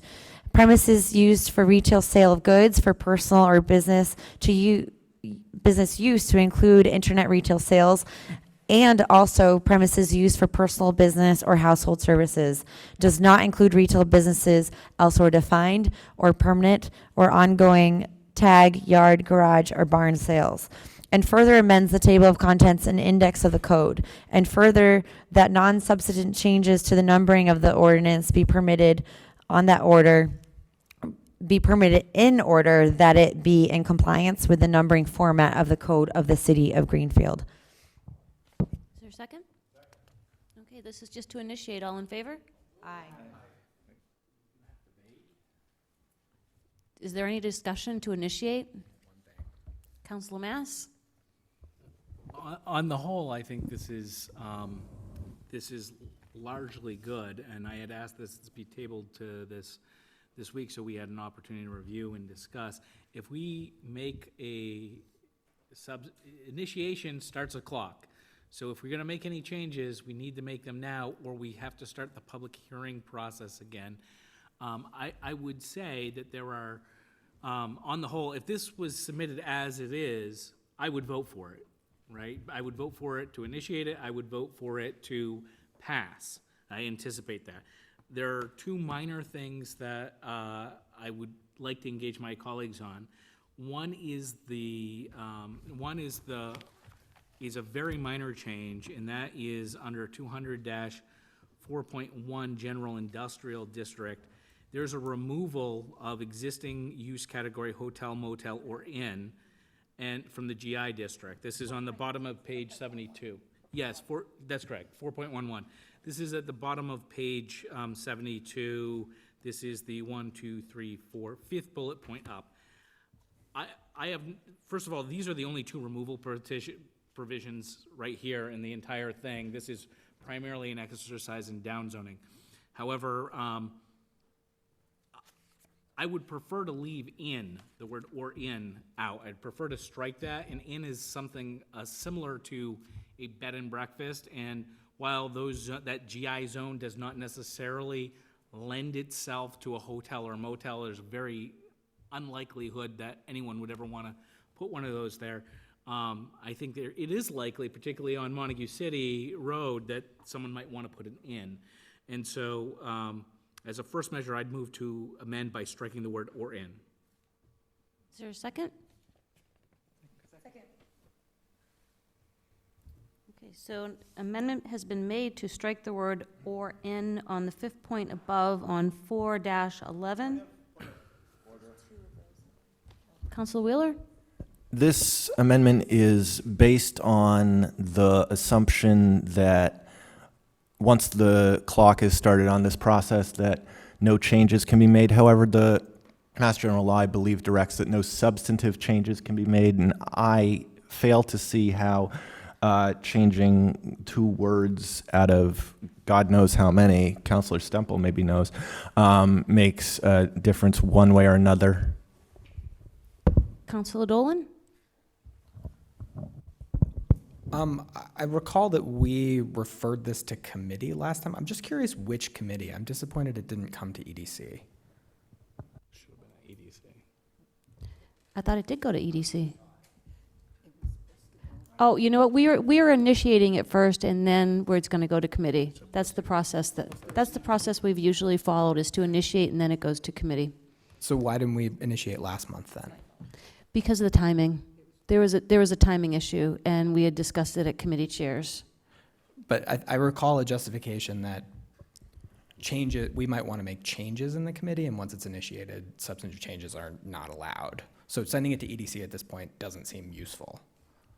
We can make changes in committee. We always, since I've been on the council, the way we've done it is that we initiate and then we can make changes. We can make changes right here, right now. We can make changes in committee. And that's just, yeah. So, Councilor Gilmore. So I'm curious why we're removing hotel, motel, or inn, and I'm also curious why we're removing conference center. I know that maybe that's not something that we're interested in right now, but it seems like if that's something that comes up in the future, then it would just have to be changed. So I don't know why we wouldn't just leave it in. And if anyone can answer that. Councilor Mass, it was your amendment?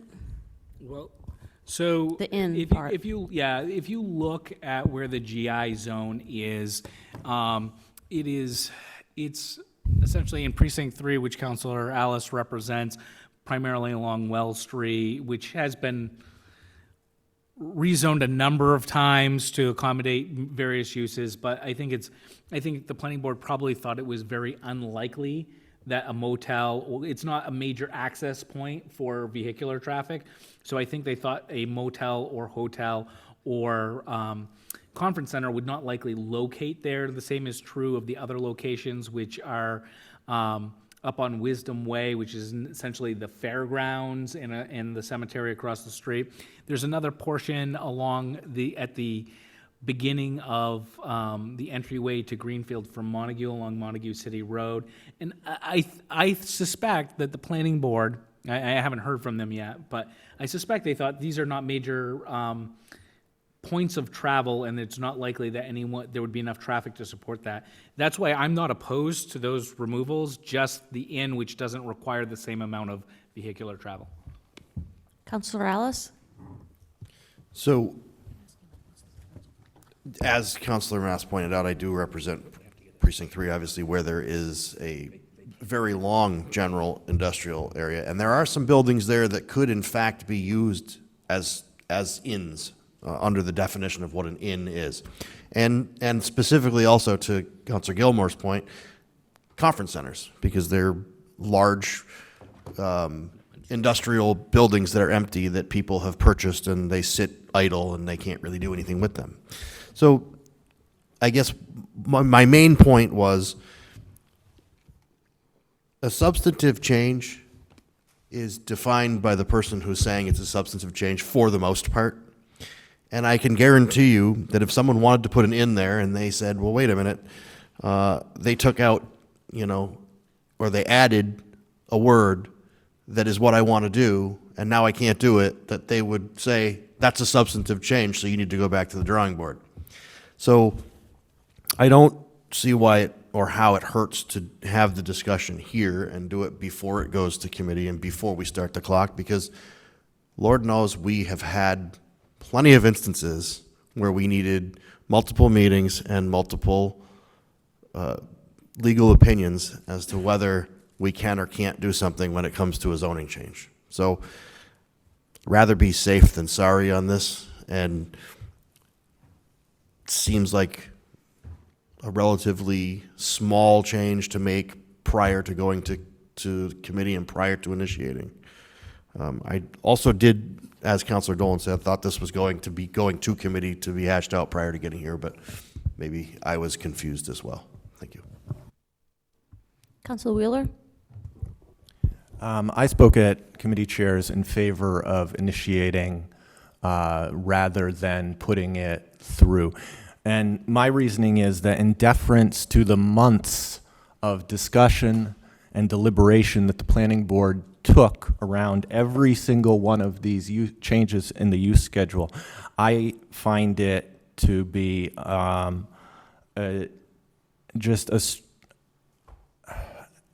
just can't personally agree with changing them at our whim tonight without proper discussion, without hearing from the planning board. I don't think that that's a substantive change. I would want to hear from either Eric Torog or legal that it is, because I'm not comfortable making changes tonight that, to my mind, would be uninformed. That said, I'm completely actually in agreement with Councilor Mass here on this. I just would like to move forward in a way that makes sense democratically, and to me that is to initiate the changes that have been made through hours and hours of thoughtful public meetings, and then to have the discussion in public hearing in collaboration with the planning board, because that to me would result in the best decision. Councilor Stemple? Yeah, I just want to echo what Councilor Wheeler just said, because I'm likely to agree with Councilor Mass as well. In fact, considering those at all. But same thing, I think my goal as the chair of EDC, I really wanted to make sure and ensure that this was a collaborative process and remain collaborative in respect of the work that was put in for this. And my understanding is these are here before us and there's no rush to push this through. If we need to reinitiate, so be it, we reinitiate if there's subsequent changes that come through the pipe. But I just want to, in the spirit of my leadership of the committee, to remain in partnership with the planning board and make sure that we're discussing and having those answers in that dialogue about why they made the decisions that they did. Councilor Mass? I don't disagree with my colleagues. First of all, I want to be clear. I think the planning board has done one of the best pieces of planning I've seen them do in a very long time on this zoning amendment. I agree with Councilor Dolan. My understanding and my request last month was this to be sent to committee specifically so it could have that kind of dialogue with the planning board before we initiated. But I would sort of make this suggestion to my colleagues. Those of you who think this is not a substantive change, if we vote it and then you have a dialogue with the planning board, you can add it back in if you decide that we were wrong. If it is a substantive change, then we did the right thing tonight. The other item that I'm concerned about, I'm not convinced is a substantive change, but I do want to bring to the attention of the council. So we're still on the amendment to the overall motion, which is to remove the INS, INN. Are we ready to vote on that? Okay, so this is the amendment to remove INN from general industrial on the new zoning changes that are being initiated tonight. All in favor, raise your hand.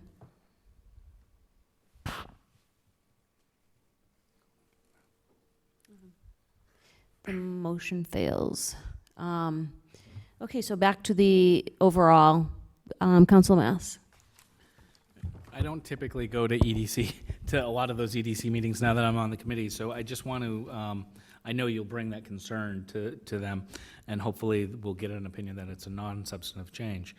I do want to bring the attention to the definition of automated vending machine, which neglects to include any kind of description of an electronic transfer that's done by a cell phone, which is a prominent technology now that kiosks use, and probably we should include that amongst the definitions, so that someone doesn't try to avoid our zoning by using technology. And I would defer to the committee on what that language should be. And I don't think it's a substantive change because I think it's in the spirit of what is in the definition. So I just bring that to your attention. Councilor Mass, just to be clear, it's not an amendment, it's just a attention. Okay. Okay. Any other discussion? All in favor of initiating this zoning change? Aye. Opposed? Abstain? Zoning change has been initiated and motion carries. Adopt the Greenfield Code Amendment. Counselor Gilmore.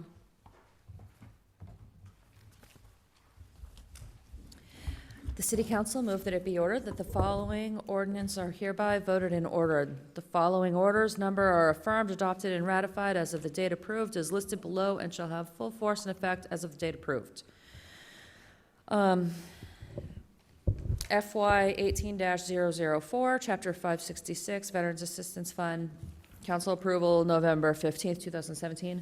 I'm sorry, would you like me to go through all? Okay. FY 19-072, Chapter 343, prohibiting single-use carry-out bags, January 16th, 2019. FY 18-091, Chapter 355, sewer use amendment, June 20th, 2018. FY 18-092, Chapter 415, water amendment, June 20th, 2018. FY 18-118, Chapter 027, finance ordinance, May 16th, 2018. FY 19-025, Chapter 400, tree ordinance, September 19th, 2018. FY 18-052, Chapter 555, police commissioners, November 20th, 2018. FY 19-065, Chapter 056, officer and employee stipend, December 19th, 2018. FY 19-090, Chapter 385, streets, sidewalks, and public places, February 20th, 2019. And Chapter 49, Article 1, lobbyist disclaimers hereafter stricken and per reasons as stated, as was vetoed by the mayor on May 28th, 2004. The clerk believes you have to read it all. Okay. See how I put it on the clerk? Sorry. Like all 3 pages. Oh, goodness. Okay. Adoption of Code 1. Adoption of code. The ordinance of the City of Greenfield, formerly known as the Town of Greenfield, of a general and permanent nature adopted by the City Council, is previously consolidated by the City of Greenfield, is amended through 2002, and the ordinances of a general and permanent nature adopted by the City Council subsequent to the date, all is revised, codified, and consolidated into chapters and sections by General Code LLC and consisting of Code Part 1, General Provision 1 through Appendix A-600, entitled General Law Acceptance and Special Act, and hereby approved, adopted, ordained, and enacted in the Code of the City of Greenfield, hereinafter known and referred to as the Code. Code supersedes prior ordinances. This ordinance and the code shall supersede all other general and permanent ordinances enacted prior to the enactment of this code, except such ordinances as are hereinafter expressly saved from repeal or continued in force. When effective, this ordinance shall take effect immediately upon passage and publication according to law and applied retroactively to September 1st, 2017 thereafter. Inclusion of ordinance and code. The ordinance shall, upon adoption, be included in the code as Chapter 1, General Provisions, Article 1, Adoption of Code. Copy of code on file. A copy of the code in loose leaf form has been filed in the office of the city clerk and shall remain there for use and examination by the public until final action is taken on this ordinance. And if this ordinance shall be adopted, such copy shall be certified by the clerk of the city of Greenfield by impressing thereon the seal of the city as provided by law, and such certified copy shall remain on file in the office of the clerk of the city to be made available to persons desiring to examine in the same during all times while the said code is in effect. Publication, filing. The clerk of the city of Greenfield pursuant to law shall cause to be published in the manner required a copy of this adopting ordinance in a newspaper of general circulation in the town. Sufficient copies of the code shall be maintained in the office of the clerk for inspection by the public at all times during regular office hours.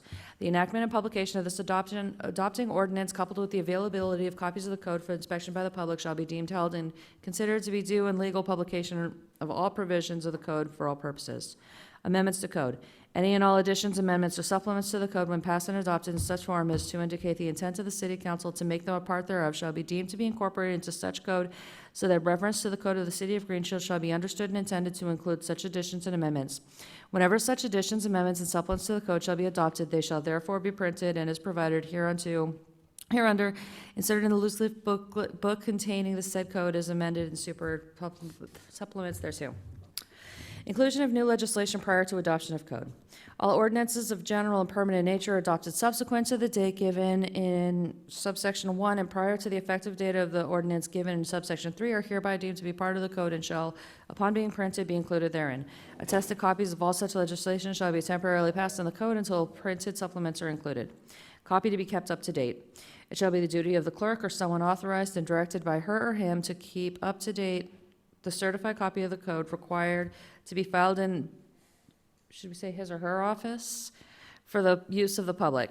All changes in said code and all ordinances adopted subsequent and the effective date of the codification, which shall be adopted specifically as part of the code, shall, when finally adopted, be included therein for reference until such changes or new ordinances are printed as supplements to said code, at which time such supplements shall be included therein.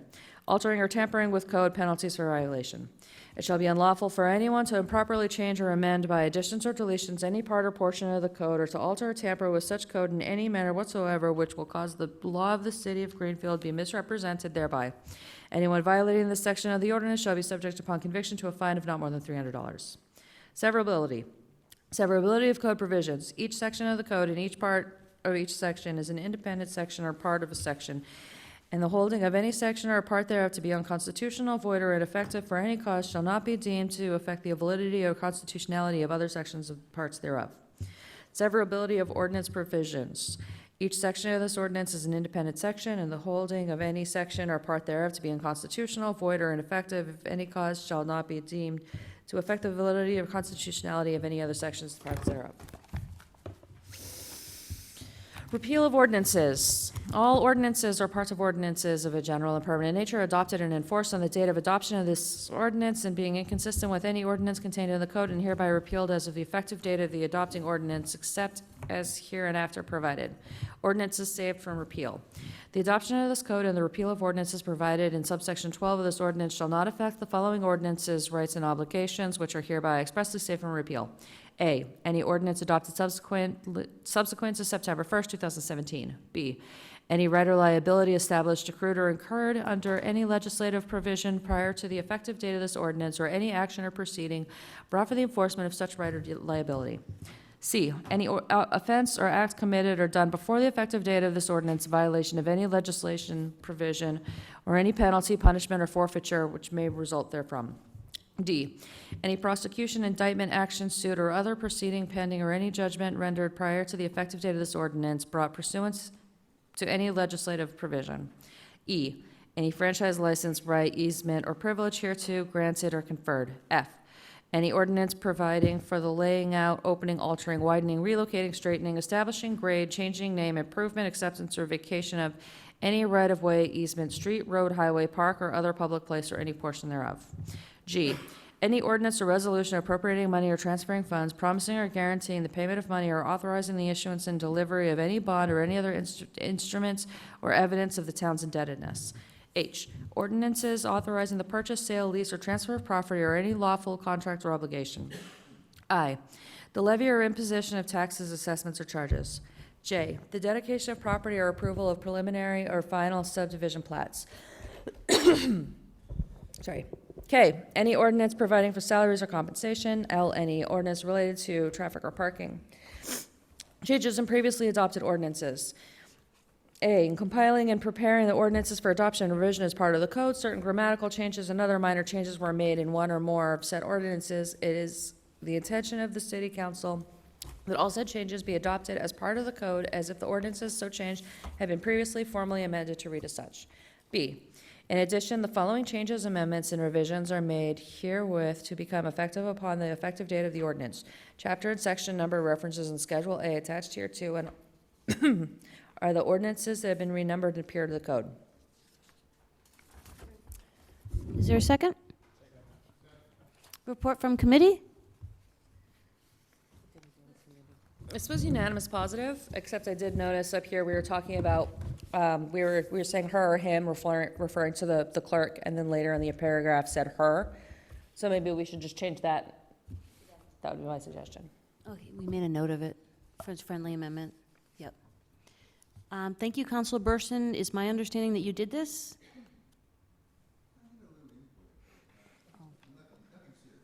Okay. If there's anybody else to thank, I want to thank them, because I know that this was a lot of work. So thank you all. Thank you, Town Clerk. Yay. All right, any other discussion? Okay, all in favor? Opposed? Abstain? Motion carries. I also need to close the public hearing at 9:45. Okay. I do not believe this went to committee, the Just Roots lease to legislature for approval. So Councilor Stemple. It did. It went to EDC. So the City Council, upon recommendation of Mayor Martin, in order referring the Just Roots lease to legislature for approval, ordered that the council instructs the city clerk to submit the approved vote of FY19-079 to the legislature of the Commonwealth of Massachusetts and request said legislature to approve an Article 97 vote for the lease. Your second? Okay, motion has been made and seconded. Councilor Stemple? Positive, unanimous, or unanimous positive, however you want to swing it.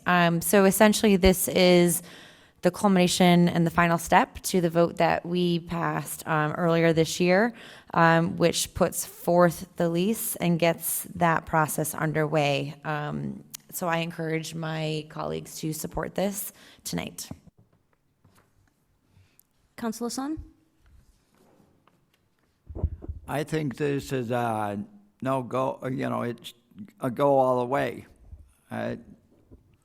Like Ashley said, we voted this to happen earlier, and I just think it should go. Councilor Alice? Given that there's a potential conflict of interest for me, I'm going to recuse myself from this vote. Thank you. Any other discussion? Seeing none, all in favor? Opposed? Abstain? Motion carries. Councilor Wheeler.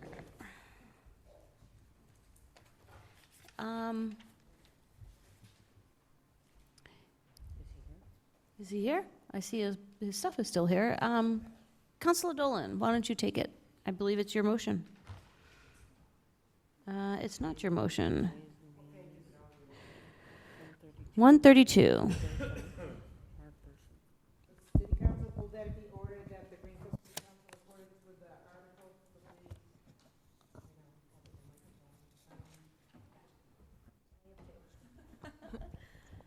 I'm sorry. 3-1D of the Home Rule Charter, as amended, requests that the following ordinance be enacted, that the annual salary for the mayor shall be a minimum of $105,000 effective immediately in accordance with Article 2-42 of the Home Rule Charter, as amended, requests that each town city council receive an annual salary of $15,000 effective on January 15th, 2021. Further, that the non-substantive changes to the numbering of the ordinance be permitted in order that it be in compliance with the numbering format of the code of the city of Greenfield. Okay, I just need a second first. It needs a second. Could somebody read just it. give me a second? Okay, and then there's a motion to table. Is there a second? Okay, all in favor? Aye. Opposed? Abstain? Okay. This motion is tabled, and Councilor Dolan. 136. Sorry, just let me find it.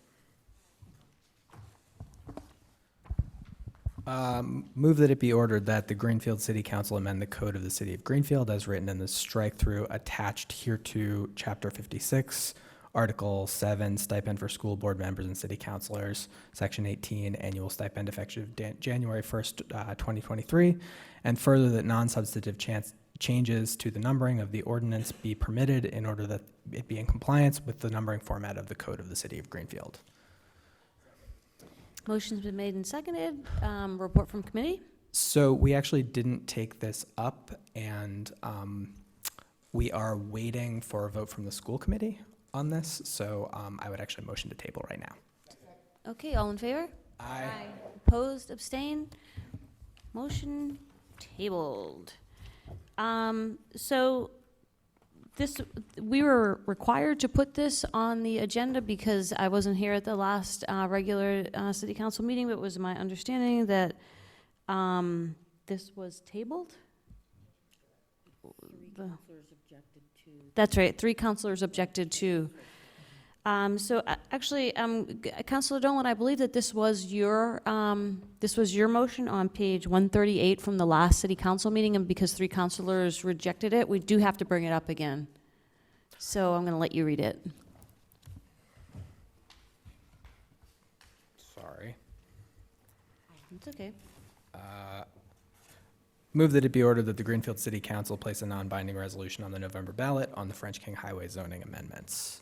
And I would like to withdraw this motion at this time, if I'm able. That's fine. Thank you.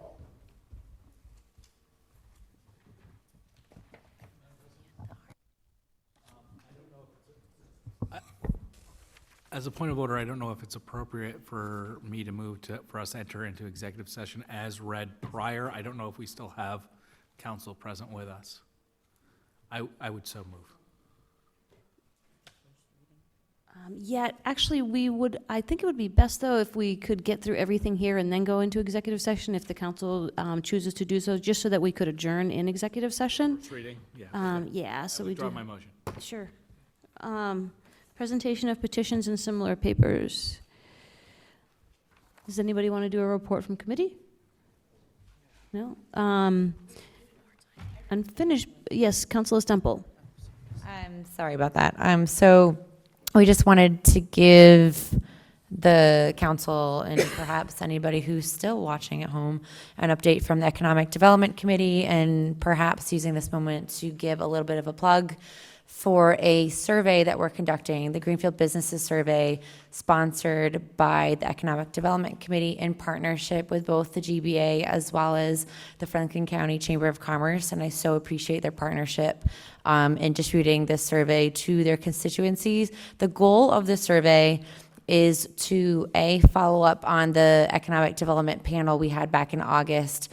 And one of the key themes we heard there was, if we want to be more friendly to business, talk to the businesses, figure out what we're doing well and what we aren't doing so well. And so that's the essence of the survey. And so if you're a business owner or operator in the city of Greenfield and you're still up and you're watching GCTV right now, or you know someone who is, please spread the word. We want to hear from you. So I know that it was sent via email from the GBA and the Chamber. It's also posted to my council Facebook page. We're going to try and get it everywhere and anywhere so we can get as much feedback from local businesses as we can. Your responses to that survey will directly impact and help guide the remainder of 2019 into 2020 work that the Economic Development Committee does. So the goal is to focus on creating impact, being more business friendly, and supporting and attracting businesses to town. And I'd also like to share, or rather have Councilor Dolan share a piece of the work that he's doing for our committee. So as a point of information for the council, from EDC, we are also undertaking a project to kind of assess and evaluate the various town boards and commissions. And we're doing it on a sort of informal level. We are interested in just figuring out which decisions are made by which committees and streamlining the process for business development if we can, see if we can move some of those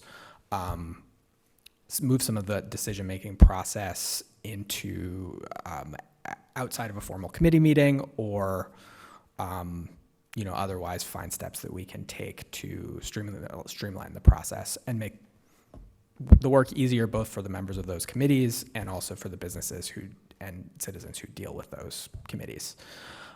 So surveys have gone out. The plan is to, over the next year or so, talk to the chairs of those committees and their staff liaisons and just gather information. And if we find information that merits a change, we'll make some changes. Thank you. Anyone else? Unfinished business. Old business. New business, we have a first reading. Counselor Wheeler. Page 143. City Council first reading October 16, 2019, approved payment of prior year FY19 invoice for Partech Solutions in the amount of $2,167.64 to be paid from the FY20 Parking Department budget. Thank you. Motions for reconsideration. Counselor Alice. I don't have a motion for reconsideration. I just had something for new business real quick. In 2 weeks from tomorrow, there'll be a lot of children out trick-or-treating, doing their thing. Just be careful while you're driving. Feel like we used to mention this, every year. Things would come up, we'd mention them. Meetings get long, but I just wanted to put that out there and make sure that people are aware that that's going on. Also downtown on that same day, on the 31st, is downtown trick-or-treating and everyone is welcome. So hope to see everybody there. Thanks. Thank you.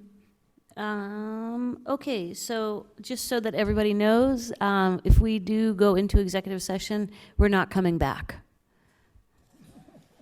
Ever. Only kidding. So did I say motions for reconsideration? I don't remember. Okay, and executive session. I move to go into executive session for the reasons previously read and tabled. Is there a second? Okay, all in favor? Opposed? Abstain? Okay, we're going into executive session at 9:56. Good night.